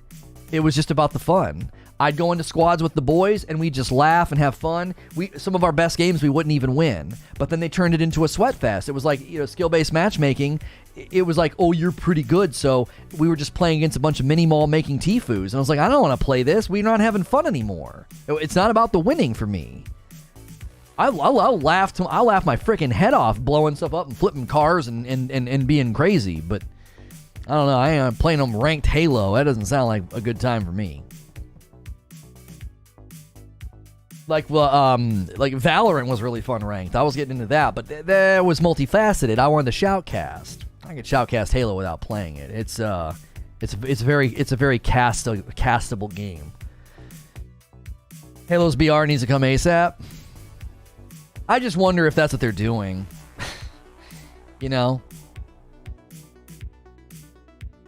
Is it implied in the books that the dragon has to be male? Yes, it is. The books make that very clear. Dragon Reborn will be a male. Yeah. I know what I know what tree you're probably barking up. You would be incorrect. I know. I probably know what you're thinking, because they did something that necessarily doesn't happen in the books, and it's making you think you've got something figured out. No.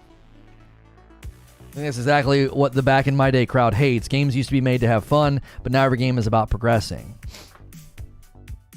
Oh, come on. You progressed in Call of Duty Modern Warfare 2. You leveled up. You prestiged. You got stuff. How many PvP games did you play in the last decade that didn't have some sense of progress? Now, sure, there's more of it now, but come on. Come on. The golden era of Halo had a ranking system and ranking up and getting a little thing next to your name. That was important. We were going to pretend that wasn't a thing?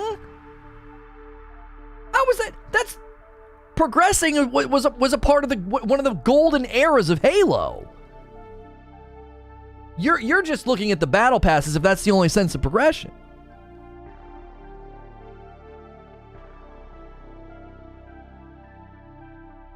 Halo progression was always more PvE dominant? Yeah, I don't know. Have you considered playing D1? You would reach out to Bungie privately? What do you mean reach out to Bungie privately? I went through the appeals process and they just closed the ticket. They refused to answer. I put them on blast on Twitter and a bunch of people added them. They won't say anything. Cowards. I don't need that game, bro. I don't need that game. Are you paying attention? You seeing this channel? You seeing my other channel? You think I need that game?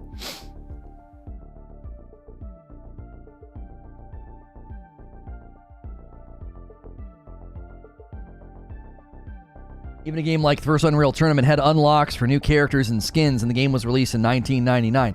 That's what I mean. Like, I don't get... I understand... Like, here's what I think is going on. This is going to sound weird, but hang with me. This is like people hating on Robert Pattinson because of Twilight. Seriously. People see Robert Pattinson and they think Twilight. He's crap. What?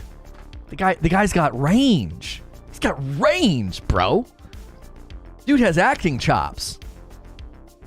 And Twilight's not as bad as everybody makes it out to be anyway. They're definitely not for everybody, but they're not awful movies, okay? You just don't like them. You're just yucking someone's yum.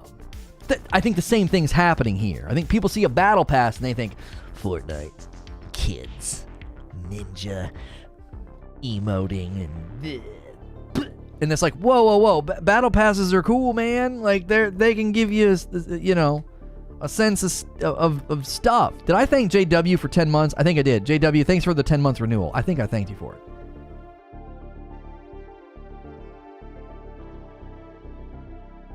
He'll be a good Batman, but a poor Bruce Wayne? Oh, no. Oh, the young vengeance, rage, arrogance. I think he's going to frickin' nail it. He's going to nail it. His interpretation from what I've seen is pretty brutal. And what's his name? Jeremy Wright is Gordon. Oh, golly, they got a great cast, bro. They freaking nailed it. Twilight's not awful. I quit. And actually, they're actually not that bad. They aren't. I mean, I'm Team Alice all the way because there's a lot of reasons. But yeah, Alice is great. She's the best part of the movies, and she's the most important character. Team Alice, baby. Team Edward. Team, Jacob. Shut up. Team Alice. You don't need these guys. You don't need these guys. You just need Alice. I'm gonna be honest. I don't really care about the battle pass. I have a problem with the fact that the armors from the previous games were free for everyone to unlock. It's locked behind a paywall. Right, people have taken issue with that as well. Right. He's 35. Could he really be playing a young Batman? Homie, how many people in their 20s play teenagers? Come on. How many people in their 20s play teenagers? How many people in their 30s play youthful 20-somethings? Come on. He'll be fine. How old was he when he was in high school for the Twilight movies? How old was he? He wasn't a teenager. The very gift that you posted, wasn't he in his 20s? JW with the 20 spot. Just for being you, get yourself a 6-pack on me tonight. Thank you, sir. I appreciate the $20 tip. People talk crap about Pattinson for Twilight, but Kristen Stewart has evolved into a pretty incredible actress as well. I just watched her in the Princess Diana movie. So good. Yeah, she's come pretty far as well. Thank you again, JW. That's very generous. That's very kind.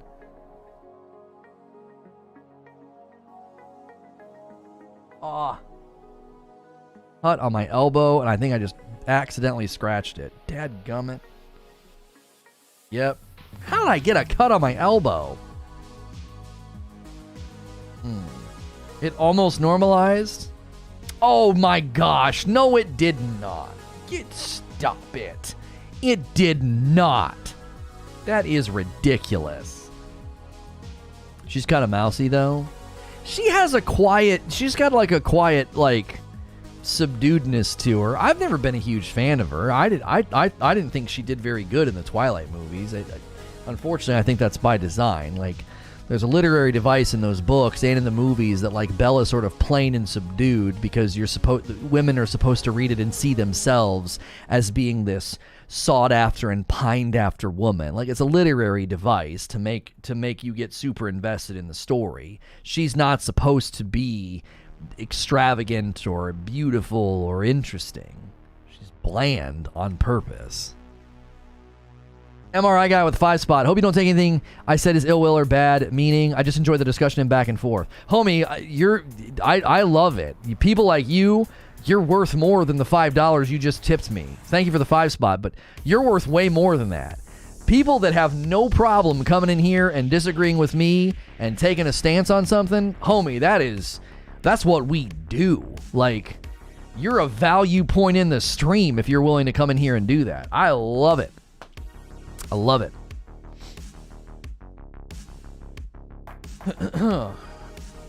We deal with Eugene and Wheezy. You're fine. Ain't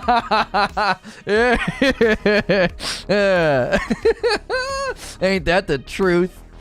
Ain't that the truth?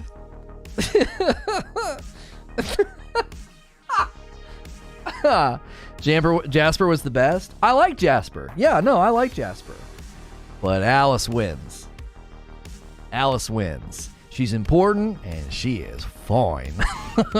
She is gorgeous. PDK is overrated too. Most CBMs are just... What are you talking about?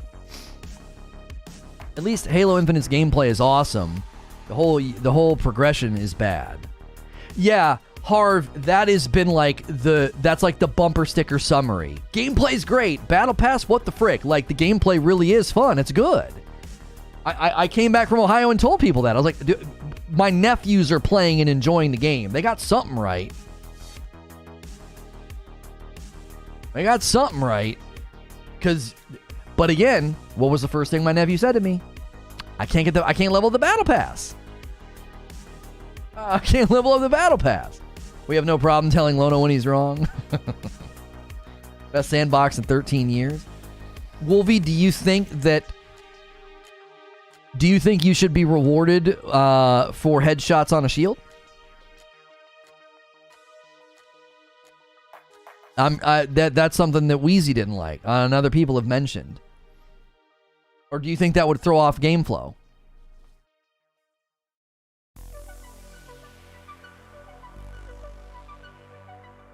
Not in Halo, says Paul. That's Halo, it's in the DNA. So historically speaking, educate me here. I'm not a Halo guy. Has it always been that way? Has it always been headshots are not rewarded until the shield is down? Okay, we got people saying being rewarded for a headshot on a shield would ruin Halo. People are saying no. And you guys are saying yes. It's always been this way. We as modern first-person shooters are used to headshots as more damage and highest TTK. Fastest TTK. Highest is confusing because that could sound like it makes it take longer. I understood what you meant though. In Halo, headshots and body shots while shields are active do the same damage. If I try to argue for what you guys are saying, if I try to come through you and say, okay, I'm going to argue for your position, I would say shots on body and head being equal when the shield is up, it encourages more engagement. Right? It encourages more engagement in fighting. Just take the shot. Put shots on body. It also encourages people along the skill spectrum to just engage in fights instead of running because they feel like, oh no, I'm getting outgunned here. But once the shield comes down is when skill expression should tilt the scales. So I could make a case for how it is right now and be like, yeah, no, this is good. This is good. I could also make the case that you're discouraging precision and you're discouraging people from playing well because you just shoot the body, shoot the body, shoot the body. Which can get a little spammy. I think it's easier to defend it.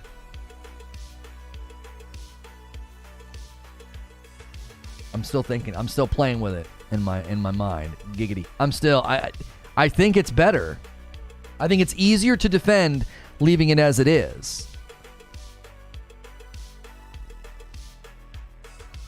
I guess that's a good point, but even with that, people still play like little female dogs. Well, I mean, there's nothing you can do about people that are going to play super skittish and like they play their life like they're in a dadgum tournament. That's just going to be a thing. But when I played, I just felt like everybody was constantly in a shootout, and I really, really liked it. It felt good. Yo, Watts, is that you? What was your name? Ripsh? Was it Ripsh? Oh, what was your name? It was Watts, and then it was... Shoot. Is that you?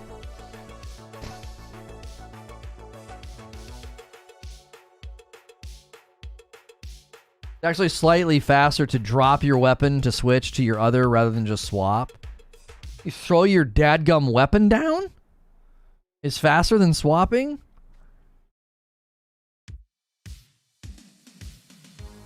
I agree, shield is a shield no matter after that open season. Eugene says it's their game, it can be how they want, but it's not good game design. People crouching corners is going to be universal no matter the shooter. Yeah, people are always going to play like a little punk. I mean, that's going to be. Yeah, it's Ripsh. Okay, I remembered. I remember yelling at you. What'd you got? You got boots and I didn't? It just yelled at you. Ripsh.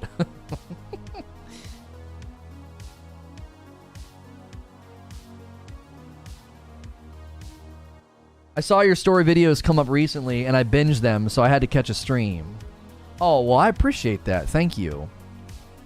Just this morning, I recorded Night of the Cancel, and boy, is it long. It's like 50 minutes long. Creature's going to hate it, but I'm not re-recording it. It's long. It kind of needed to be. It's the most dramatic. It's the most traumatic night of all of it.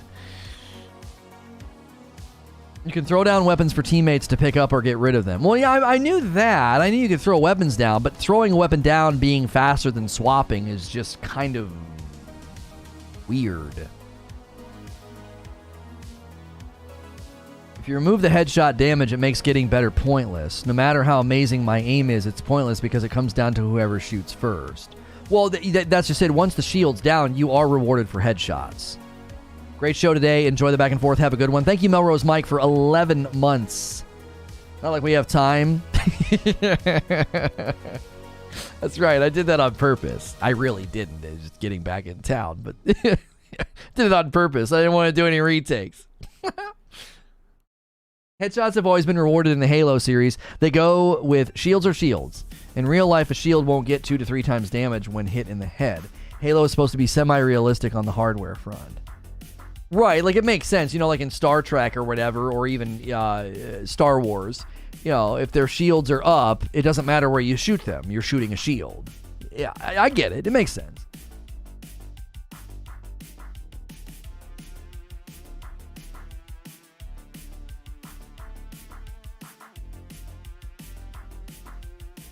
Why would the shield be weaker around my head? Shield's up, same damage makes sense. If anything, you would have the shield be stronger, center mass, and head. Right? If anything, you would divert power to make it stronger on your biggest and most sensitive target. So, funny enough, like the shield would probably be stronger center mass in your head, and it'd be like weaker on your hands and your feet. You know? It definitely matters who shoots first, as there's no way to outplay someone if you're both just sending rounds down range. Depends on the gun, Wheeze. I've turned fights around because I got headshots. I see a little red flash. I love what we do and do not apply to real life. Why? Yeah, let me have my weak point right around my brain, right around my dome piece. You guys on this Halo trip, and here I am just discovering how amazing Dark Souls 3 is. 50 hours in and looking up lore videos and build guides. Oh, well, have fun, man. It's a good game. Well, some parts are kind of annoying. I didn't realize these kids don't know how to play Halo. I'm not playing Halo for realism. Right. As I say, shields can't be controlled by area. It's more of an on or off your whole body. Yeah, it's on. Like, no. I get it. It's a shield. It's up. You know. I'm not in disagreement.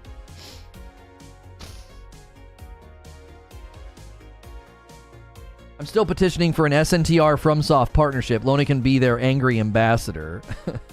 I'd have to dial back some of my rage. I get pretty nasty. I get pretty angry. This is trash. This fight's trash. I don't know if they would like that. The one who insults their game design and gets noobs like me playing their game. Yeah, I say it's cheap. And the fanboy's like, it's not cheap. No, it's cheap. They put it in knowing it's cheap. It's okay to admit that it's cheap. It's okay. You're allowed to admit it.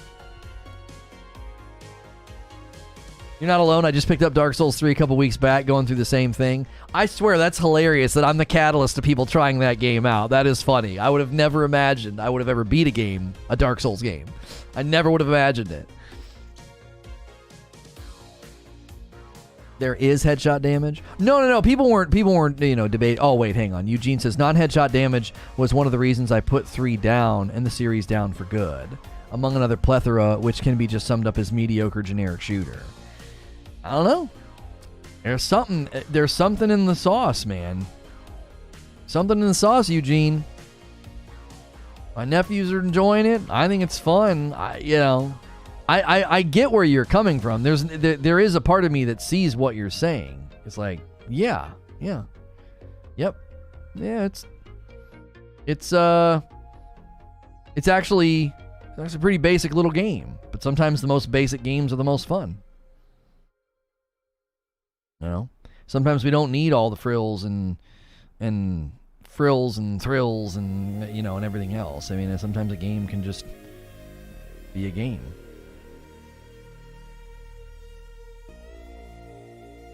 Actually, you're 100% correct on the shields. Canonically, the shield is a hair's width on the bottom of one's feet, unless the OG operation in hands. Shields make you slippery, and it makes holding or walking hard. Huh.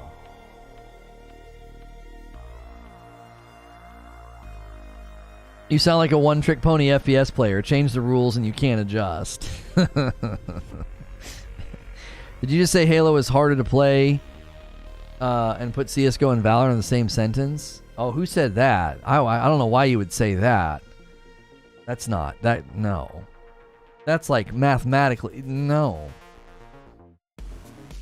I think you can prove that objectively. That's not subjective. I think objectively you could probably prove the mechanics of those games and the movement and the needed precision. No.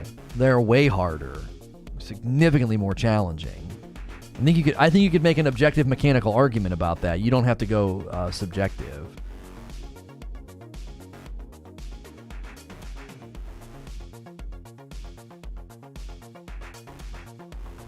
Sounds like your thumbs can't adjust to head, Zubair. My comment before was just backing up the statement about it being the golden age of gaming and it leading to a golden age in streaming and overall entertainment. Oh, I get what you were saying, D-Tom. Yeah, there was so many things going back and forth in that debate. I read your thing real quick and I was like, say what? It didn't make sense to me. That's partially on me. Objectively, Halo Infinite on mouse and keyboard is harder than CSGO and Valorant. Well, now he might be right.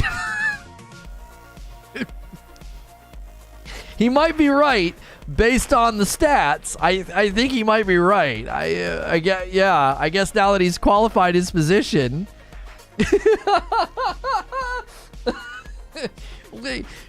Run the stats. I think he's correct. Just plug a controller in, forehead. Like, yeah.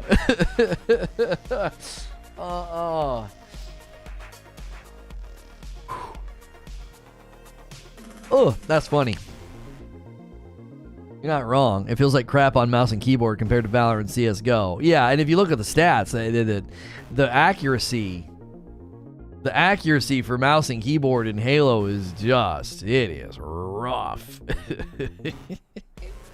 It's rough, bro. Not in a good place. And I don't think it's a problem. It's a controller game. You know? It's a controller.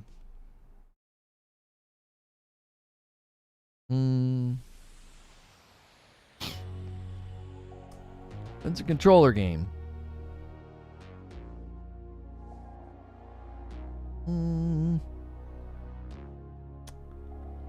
I was just checking to see.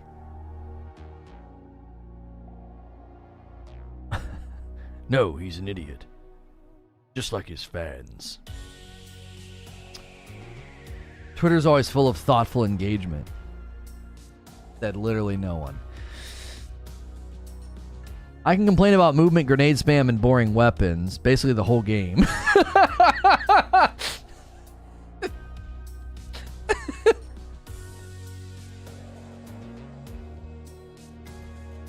Doesn't have to be a controller game on PC, just crap code. No, I don't know though, because it would. I don't know if you could say it's crap code, because if you took Valorant and suddenly and added controller support, I suppose you could say it's crap code, but the game itself is built from the ground up to be with a mouse and keyboard. Do you see what I'm saying? So it's like, is it bad code, or is it that you're trying to drive a semi in sand dunes? Like it's not meant to go there. It's not meant to go there. If a game is built, from the ground up for controller, and you add mouse and keyboard support, it's not crap code. It's just like, no, the game's architecture is not built for mouse and keyboard.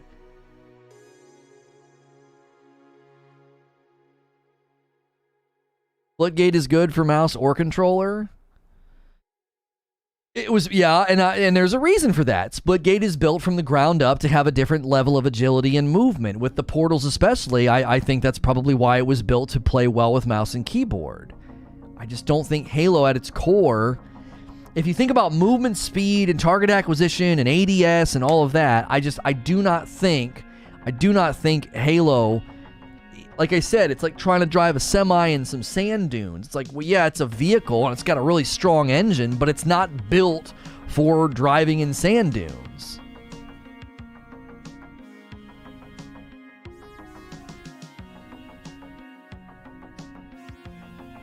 Like basic mouse and keyboard things that aren't there or removed, it just doesn't make any sense.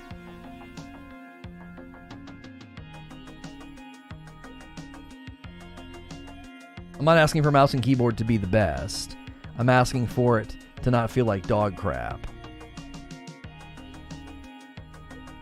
Right. Yeah. And I don't think Wheezy. I'm dealing with so much argumentation today. My brain. I'm having to like actually pause and listen and think and break down. So the reason I think Wheezy is fair to make that request is because they brought it to PC. I think it is. I think it is a little. I don't know what to call it. I may be foolhardy, or I guess we could just say foolish, to bring a game to PC and to not have good mouse and keyboard support. I hate to invoke the game and talk about the game, but Destiny was ported to PC. As far as I know, people really liked playing mouse and keyboard. It was a very good port by Vicarious Visions. And if there's a game that was built for controller, it's Destiny. And they did a great job with it.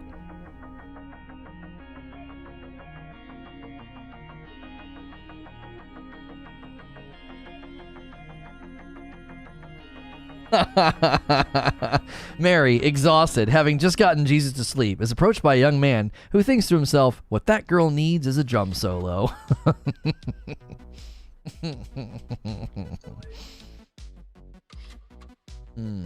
Mouse and keyboard on Destiny was very good. Yeah, I mean, we can talk about peer-to-peer and tick rate, but like mouse and keyboard worked and felt very good in Destiny. Part of it is foundational differences.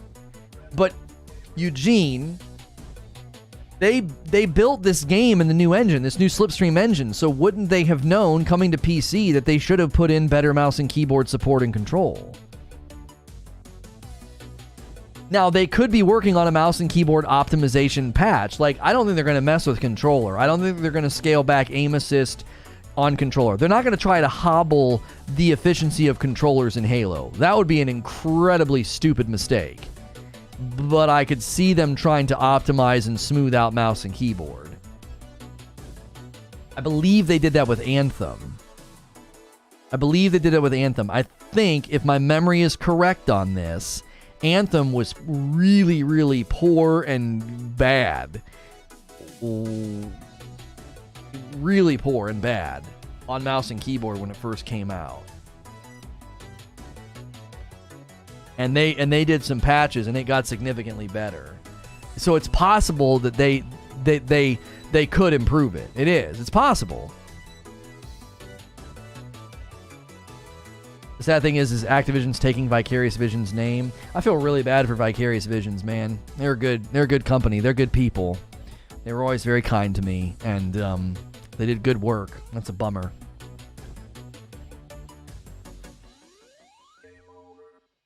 But hip fire strafe, cone of accuracy, low movement skill gap versus ADS, precision, strong movement. These are foundational differences. How was my Thanksgiving? Oh, thank you for asking, Riley. It was great. It was really great. Very relaxing. It was refreshing. Got a little inspired. Came back with some fire, man. It's been good. It's not like I have bad aim or anything. I've literally played more competitive shooters than I can count. I mean, when I have people like Wheezy and Harry telling me that the mouse and keyboard control is bad, I'll take that to the bank. I mean, Harry played the snot out of Fortnite, I think Apex, but he played a lot of Valorant. I can't see somebody playing a lot of Valorant and being like bad at mouse and keyboard. You wouldn't play Valorant for very long if you weren't good at mouse and keyboard.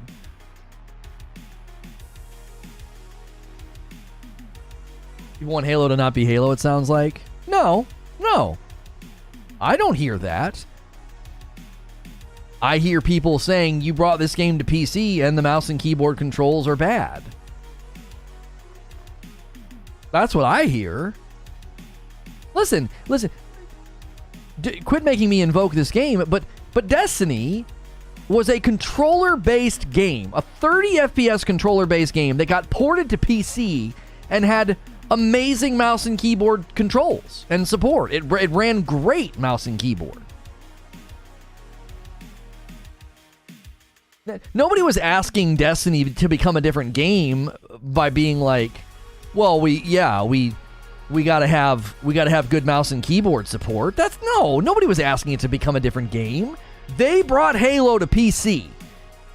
And I think it's fair to say mouse and keyboard shouldn't be bad. It should be good.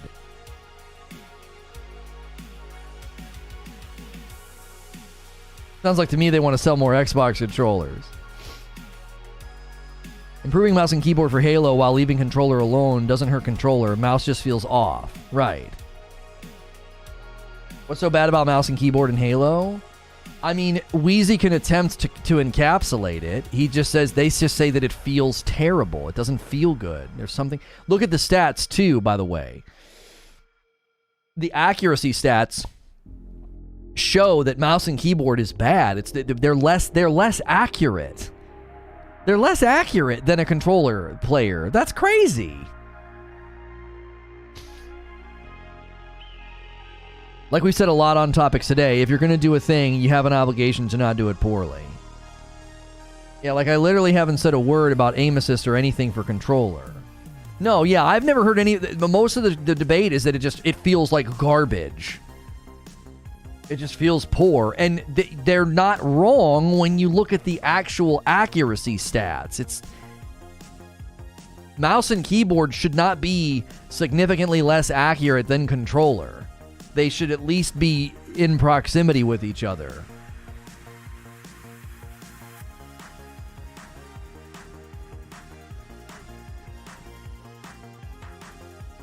The fundamental point is that headshots are not rewarded regularly in Halo, and this is where mouse and keyboard excels. In something like D2, those head clicks were rewarded, and in Halo they're not.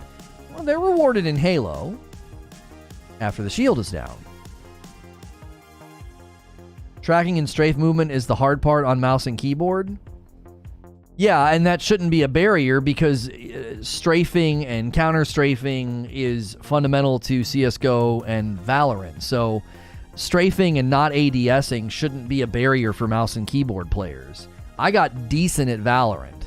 There was never a time where I was good.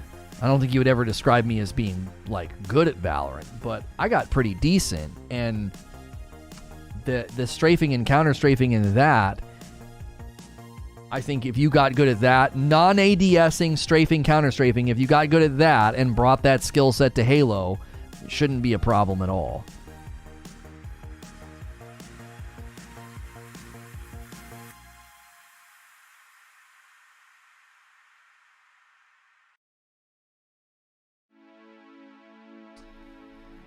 Dr. Disrespect is obviously beloved, but he complains about dying all the time and he blames aim assist. Well, a lot of people that play that way. They play that card. All right, so Wee's got me a Reddit comment. This is somebody's comment on controller versus mouse and keyboard in Halo. Salted_COD has this to say. Maintaining accuracy for long TTKs with a mouse is harder than maintaining accuracy for extended periods with a controller.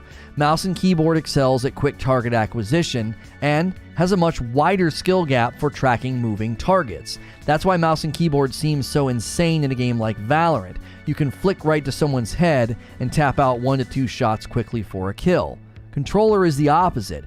Quick target acquisition is a wider skill gap in this game for a controller player than staying on target for extended periods. Aim assist is doing the heavy lifting there. That's why controller is so much stronger in Halo. You're spending 1+ seconds dumping a mag into their shields with no precision damage multipliers, and recoil will carry you up to the head for the final headshot anyway.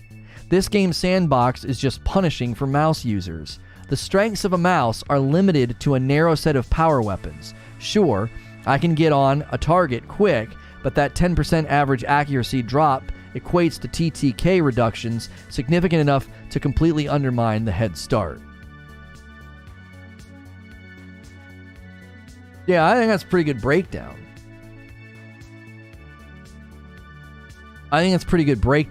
I think the real important thing to walk away from that is that the aim assist does the heavy lifting.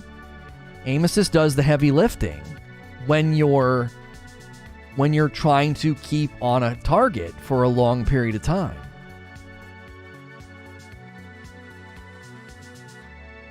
I think that's a well-made point.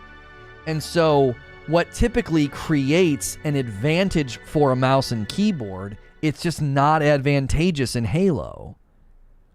Because you have to... quick target acquisition is great, but you got to have quick target acquisition and then maintain shots. It's more challenging. So you're required, in the absence of the controller and the aim assist, you're required to essentially do more.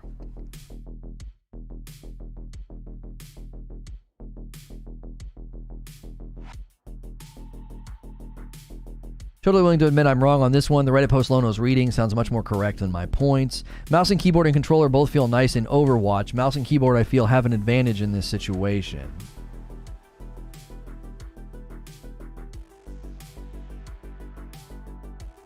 You need aim assist on a controller. You don't need it on a mouse. They still get bullet magnetism on both. You can play controller on a PC. Well, sure, but telling, again, to go back to my one of my other points, to tell people on PC to not play with mouse and keyboard because mouse and keyboard just hasn't been optimized very well in Halo is that's not a solution. By the way, if you're one of the new subs today, thank you so much. So many new subs today. We welcome you.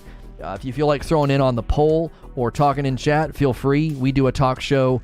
We did 2 talk shows yesterday and 2 talk shows today. We do gaming, variety gaming coverage and talk shows as well as gameplay all throughout the week, and I am a Safe for Work broadcaster. So if you haven't hit subscribe yet, feel free to do that. If you're considering supporting the channel directly, you can do that with the join button or the join command. There's also commands that run down here. My shirt's always from 80s Tees. They got a nice Christmas collection if you want to get some shirts for the holidays. The disc plate's back there, or if you do any shopping on Amazon for the holidays, use that Amazon affiliate link both below in description or command in chat. And we've updated our coffee storefront. So our coffee, this is ours, by the way. You're not buying from some other company. This is mine. My wife and children pack it up, ship it to you with little thank you notes. We have our holiday blend. The Frickmas blend is like the most popular right now. And then we have the light and the dark roast. All 3 of our coffees have balanced acidity, which makes them very drinkable. And a lot of people have even said, a little bit more easier on your stomach for those that might not be able to drink a lot of coffee or any at all. We've had a lot of non-coffee drinkers convert with our light roast, and to the more coffee familiar palates, the dark roast and the Frickmas blend are a little bit more popular. It'd be like porting Valorant to Xbox and being like, controller feels bad, but you can plug a mouse and keyboard in instead of complaining. Right, exactly, Watts. It's like if you brought Valorant to Xbox, hypothetical that we know won't happen, but just bear with me. If you brought Valorant to Xbox, you would say, the controller should feel good. You brought it to a console. Well, you can plug in a mouse and keyboard, can't you? What do you mean? The default control device is a controller. The default control device on a PC is a mouse and keyboard. That's the idea. That's the idea. They brought Halo to PC. Means there's an impetus on them. I don't know why I suddenly was talking with the rhythm of JFK. We're going to put a man on the moon. They brought Halo Infinite to the PC. And therefore, there is an impetus for them to have good mouse and keyboard. Ask not what Halo Infinite can do for you. They're the ones that brought it. They brought it to the PC. It should work well with mouse and keyboard. If I bring Age of Empires to Xbox, if they don't have controller support, I'd be upset. Yeah. Keyboard and mouse is actually really good. Akuta Papa says, Halo has tricks that make keyboard and mouse superior to the controller. But the stats don't back what you're saying, Akuta Papa. My coffee's still in the US, sad face. Oh. That stinks. Yeah, but the stats don't back that, Akuta Papa. The stats show that mouse and keyboard is less accurate than controller. What you're saying doesn't lining up with the facts, the actual stats of the performance of the players in the game. Halo's been on PC before. I think people are really confused here. You're talking about TTK and how Halo plays, not how the keyboard and mouse works. No, the post I was reading, Paul, what I think that guy's point is mouse and keyboard's automatically going to have a difficulty in Halo's ecosystem and sandbox. Beyond that, it also just feels bad. Master Chief Collection had mouse and keyboard. Did it feel this bad? If we can put a man on the moon, we can put mouse and keyboard in Halo Infinite. How did Master Chief Collection mouse and keyboard feel? In SWAT, keyboard and mouse will come out on top. I already spent $50 and I only got 5 new skins. Not worth it. Yeah, so if you guys are turning in for the store items, we broke that down in the earlier part of the stream. We were looking at the store. We were breaking down how I called it fragmented and confusing. Like, it is not built well.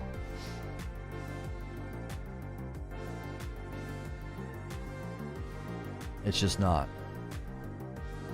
I played on Master Chief Collection. Mouse and keyboard feels fine. Yeah, Jorge, we looked at the store earlier, and it's rough. Like, it doesn't make sense. It's super fragmented. It seems very nickel and dime. Mouse and keyboard in the Master Chief Collection felt good. Master Chief Collection mouse and keyboard is god tier, says Array Good Gaming. It feels nice. Quoting the end of JFK's speech, which is the weak in comparison to the whole speech, hurts me every time. I don't have the speech memorized. To be fair, controller felt awful in Infinite until I tuned a bunch of the internal stats and dead zones. This is the first Halo I played on PC, however, I only feel comfortable using a controller. You're in good company.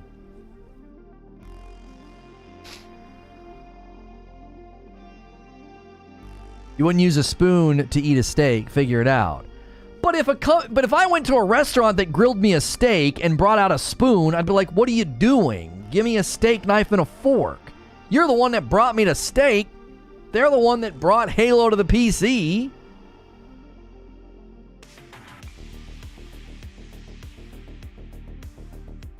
I didn't like mouse and keyboard on the Master Chief Collection, but it felt good on Infinite.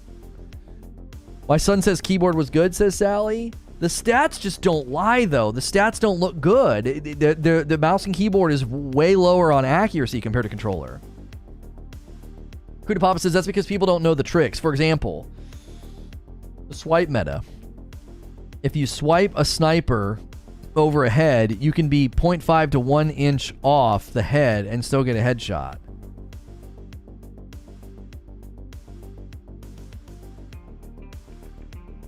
We're dealing with people who have no idea how to play Halo. This isn't the same as your steak analogy.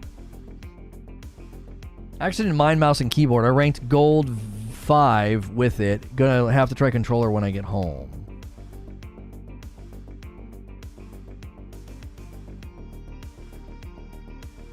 Dislike button no longer has a number.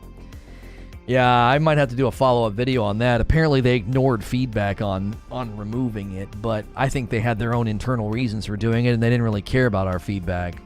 It's their platform. Yeah, the top 100 mouse and keyboard players don't know the tricks. Right, that's what I mean. Like, that graph that Harry sent me, it's like, so the top 100 mouse and keyboard players, they don't know the tricks. They're less accurate than controller players.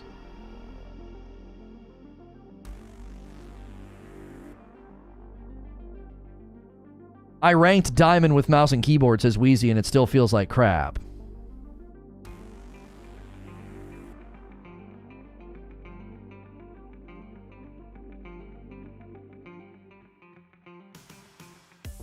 I ranked gold and thought I did great, but then I heard the gold rank isn't that great. What are the tricks? I don't know. He told me one. There are hackers appearing in Halo Infinite, and 343 are mostly blaming PC players. Well, yeah. You serious, Clark? Of course they are. That's where cheaters are. What do you mean? What do you think? What do you think? Cheaters are hanging out on Game Boy or something? That's where the cheaters are. Francis with a 5 spot.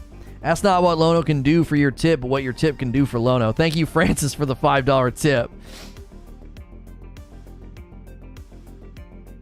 Are you liking Halo? It's very fun, but the battle pass in the store are atrocious. They're bad.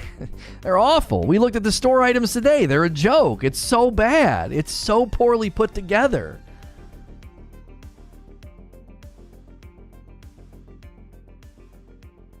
Trick 1, aim for the head. Trick 2, don't take damage.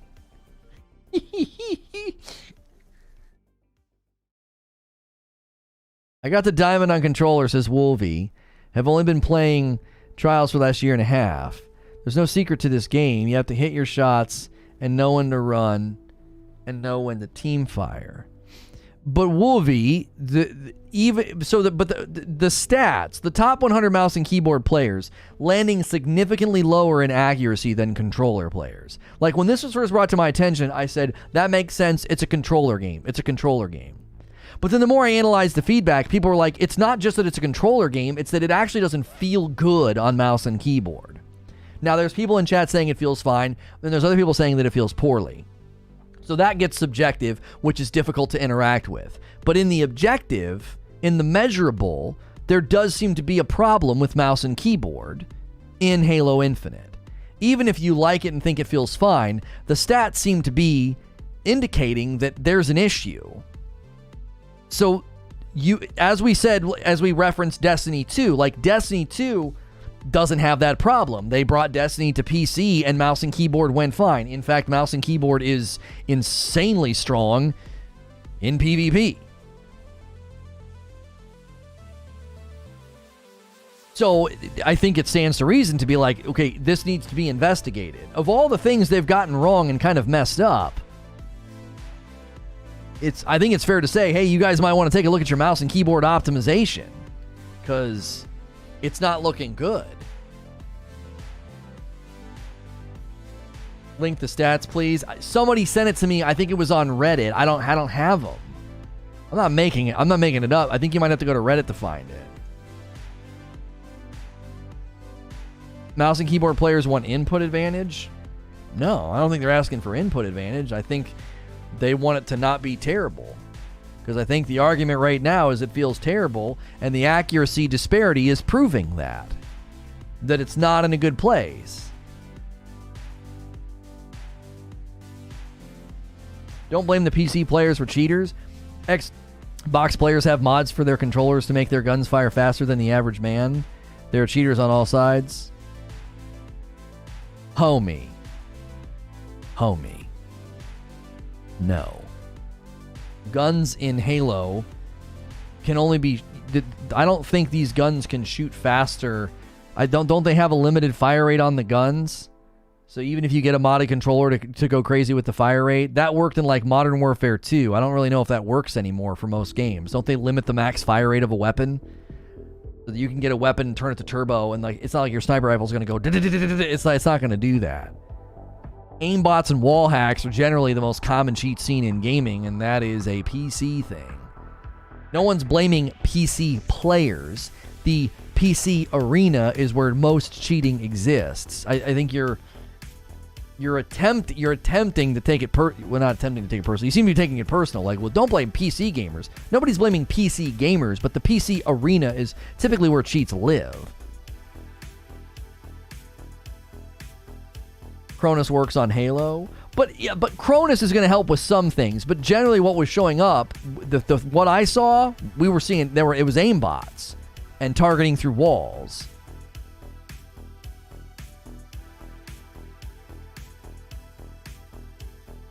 Okay, here it is.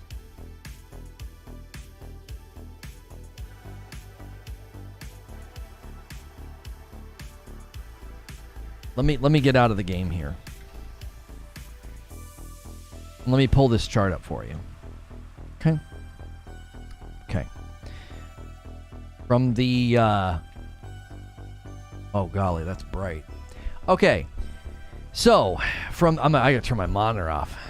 Dadgummit, that's awful. Okay, so where's my mouse? There it is. Okay, so up top you have the top 100 controller players landing, center of the curve in the grouping at 55, and then breaking out up into, upwards of like high 50s, low 60% of accuracy. The top 100 keyboard and mouse players are landing significantly lower. Okay, down here, 10. What is that? Is that 10%? Way down here. And then the 50th percentile on controller, again. Okay, so you're seeing 50th percentile on controller, which would make sense. 50th percentile versus the top 100 on controller. You see the gap between the blue and the green. Now look at the gap between the green and the red. 50th percentile for mouse and keyboard. Like, there. Look at the jump. Like, now the jump seems to be a little bit closer with 50th percentile. The gap between top 100 controller and top 100 keyboard and mouse is a much bigger gap. Right? Can you link this? Hang on. Yep, it's on Reddit. And bam, there you go. Accuracy stats for keyboard and mouse versus controller. That's on Reddit. There's a link in chat right now. So this isn't like fake news. This isn't me making something up. This is a report that somebody put together on Reddit.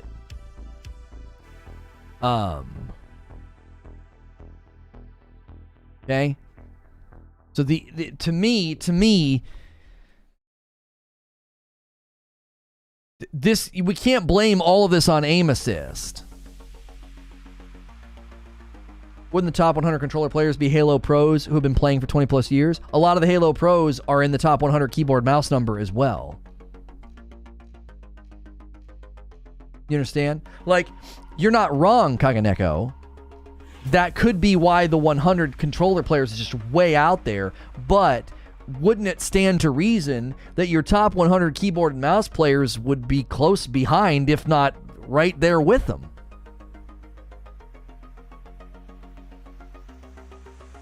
Do you understand that? Like, do you understand the point that I'm trying to make? Like, wouldn't, to me, the top 100 keyboard mouse players are barely above the 50th percentile on controller. That's a better comparison to actually look at.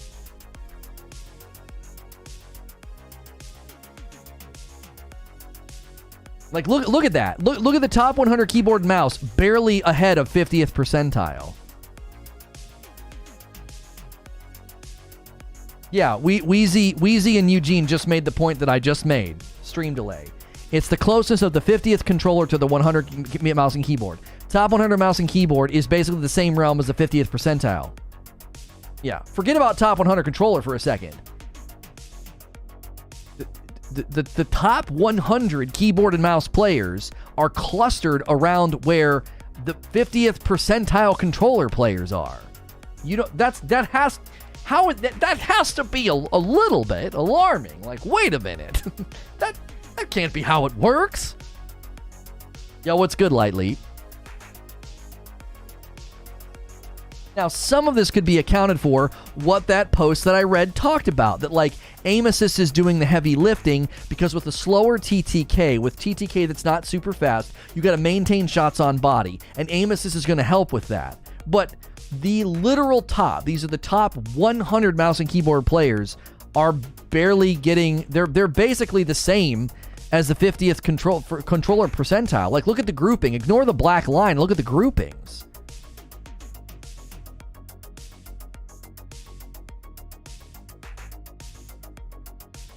When you can open up on people with body shots, these numbers should not be surprising.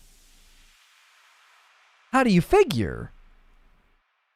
Target acquisition is generally stronger and better and more consistent for your very good mouse and keyboard players. Should they not then be significantly better and higher and more accurate than a controller player? Because they should be putting more shots on body because they're getting quicker target acquisition. I think this chart shows that there is something amiss with the mouse and keyboard optimization. I think it's a mixture of things. So to be clear, I'm not blaming aim assist or controllers or any of that as like that's the issue. I think it's multifaceted. I think foundational Halo game design is lending itself to this. The way that combat flows in Halo. That guy's post was very on the nose. Controller aim assist, 100% is playing a part here. 100%. As the guy said in the post, it's doing a lot of the heavy lifting for you because you're just bam, bam, bam, bam, bam. You're just shooting at a guy, okay? And that's going to create a gap between a really good keyboard player having to keep those shots on the body with no aim assist, and the bullet magnetism is obviously helping, but no aim assist. So sure, that's playing a part. But I also think in this cocktail, in this chart that we're seeing, to me, I think it's fair to say you might want to look at your mouse and keyboard optimization because this is a little too close. Now, if the blue up here was slightly higher than the orange, I don't think anybody would be alarmed by that. What is alarming is that the middle of the pack, 50th percentile controllers are equal to the top 100 mouse and keyboard. That shouldn't be the case. So imagine if this orange grouping was up here where I'm circling, so it was like a step down from blue, right? It was like a step down from blue. I don't think anybody would question that. They'd be like, well, yeah, it's a controller game, and aim assist is going to create a disparity between the accuracy. That's the way the game flows. It's the fact that your best players on mouse and keyboard are equal to 50th percentile controller players. There's got to be more to this than just the controller's aim assist.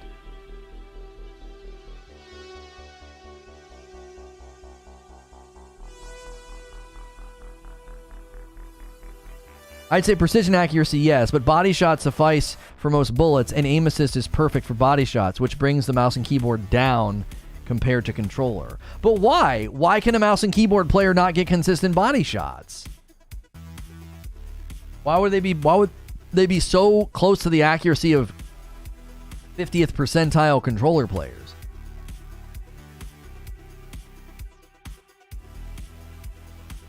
Just so we're clear, aim assist is not what I'm taking issue with. I think if you start messing with aim assist and controllers, you're going to tick off the lion's share of the community. The issue is, if you're going to bring a game to PC, mouse and keyboard should not be as bad as that chart shows. This should not be the result of you bringing your game to PC. No, absolutely not. I don't think it's a matter of learning the game or getting good.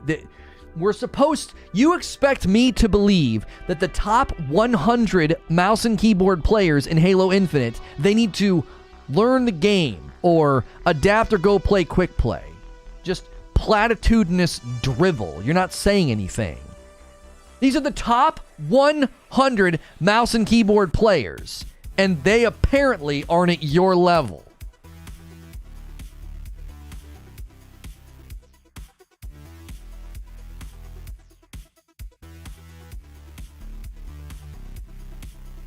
Top 100 of what? Well, they're the top 100 players. What's the Reddit post say? I'll just read it to you.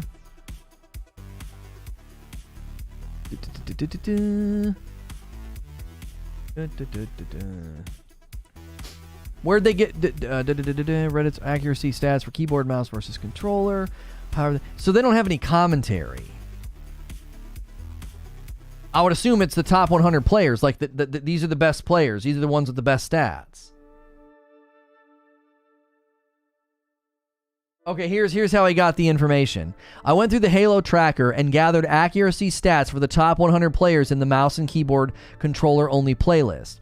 If the players had played any game in the alternative playlist, not crossplay, I did not include them. For the 50th percentile players, I found the top of the leaderboard Platinum 6 players, and I pulled their data as well, following the same idea of discounting players who had played in the other playlists. It's worth noting that Plat 6 players, the 50th percentile players, the stats are less reliable as these players might be of a higher skill, but just haven't played enough games.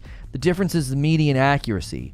16.4% between the top 100 keyboard and mouse players and controller players. 12.3% between the 50th percentile keyboard mouse player and controller players. Interestingly, there was only a 3.1% difference between the top 100 keyboard mouse players and the 50th percentile controller players. From the graph, you can see the highest accuracy keyboard mouse player was about level with the median top 100 controller player. So that's how he got the stats, which isn't exactly scientific, but he's taking the top performers and saying, here's how the top performers with mouse and keyboard stack up against the top performers here. Now, this isn't the entire player base. He was trying to go for the, the purest results of like, well, this person's always used mouse and keyboard or whatever.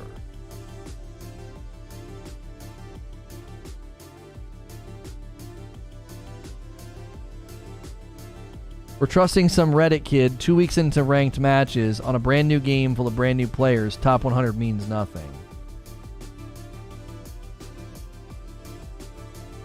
I mean, what's the point of even having the discussion then if you're just going to reject information or stats because you don't like them? Like, what's the point of even talking about it then? What's the point? We're wasting our time then. You're wasting time even typing about it then. We have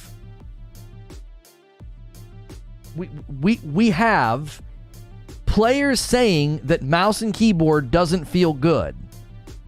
And they said it felt fine in Master Chief Collection.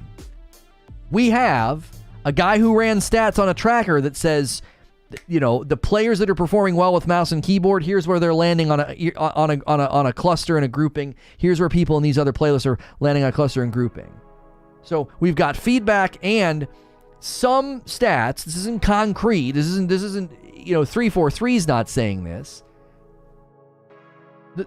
All I'm saying is they might, think of how dogmatic you're being, and this is all I have said. They might want to look at their mouse and keyboard optimization. Aim assist could be playing a part. It's a game built for controller. Sure.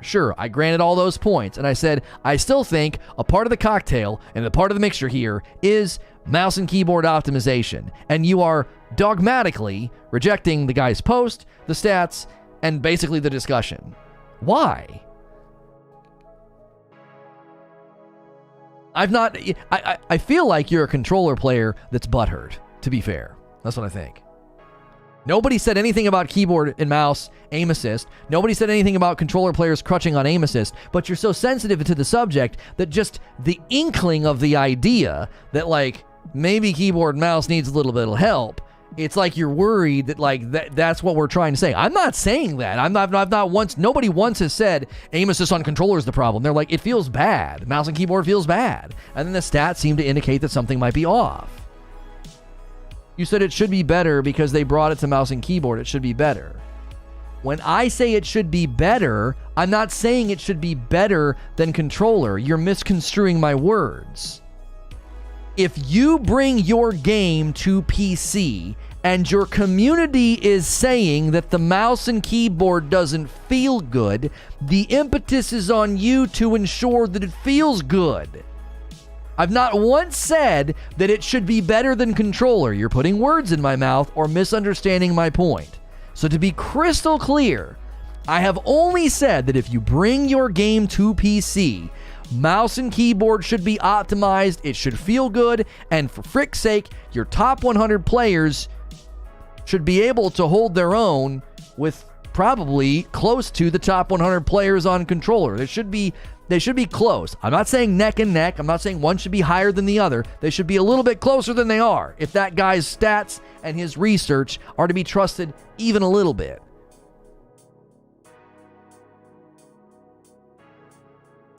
The absurdity of rejecting this is people needing to learn Halo, like somehow the average controller player knows how to play better than a top 100 player.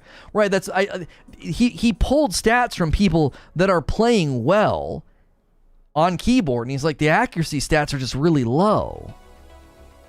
How much of the community is saying that? Well, the feedback has gotten traction on Reddit. We've had lots of people come in here that I know are very good mouse and keyboard players saying it doesn't feel good. I tend to take that to the bank. as opposed to your, what would we call it, conjecture and projection that these people are somehow just bad at Halo. Which am I going to trust more? Your pride or feedback from somebody I've played lots of games with? Which do you think is more reliable?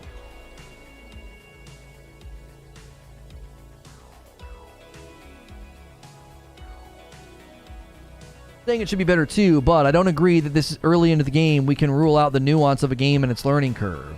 There's no projection.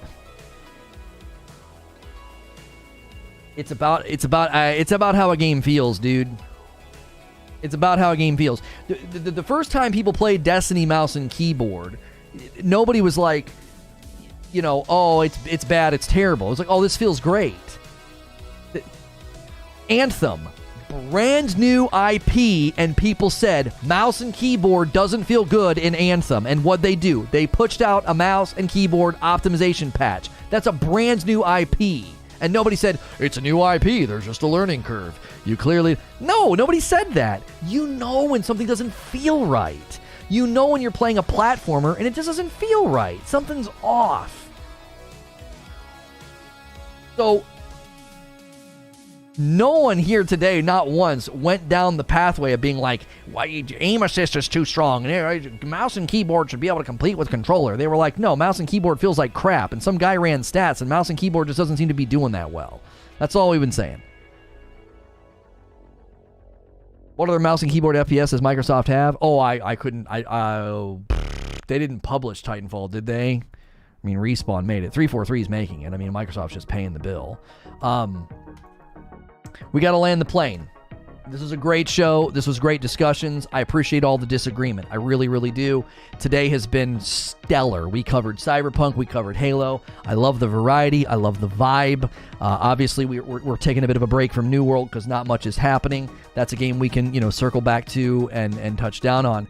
I have a premiere that is going live in 1 minute over on Presents, and it is Why I Don't Talk About Politics. We have been trying to do more personal, cultural, entertainment-focused content over on SNTR Presents. That channel is still just hovering below 50,000 subscribers, and we greatly appreciate you guys supporting those videos. So if you like this channel, this is our gaming channel. We do gameplay here, we do gaming talk shows, and my YouTube partner manager was like, if you're going to try to get this bigger channel to turn the rudder and focus on these other subjects, you're going to have to lean on your audience and just get them to support these videos. So when there's 275 people here, I need most of you to click the link in chat and come with us to the premiere. These are usually only like 10-minute long videos. Every Thursday, I continue the Say No to Rage story. Once that's done, we're going to do a new series. We're going to start getting into more serious topics. While I was away, I started consuming content that really kind of inspired me to start pushing more into topics about meaning and philosophy and other things. So please, do me a favor. If you've hung out today and had a good time, smash the like button, make sure you're subscribed here with the bell button pressed, and click that link in chat and go support that premiere. It should be a good conversation. You guys should like it. Why I Don't Talk About Politics. So I'll see you guys over there in that premiere chat, and thank you so much for hanging out today and just bringing great discussion, good vibes, and positivity. I'll see you guys over there for the premiere.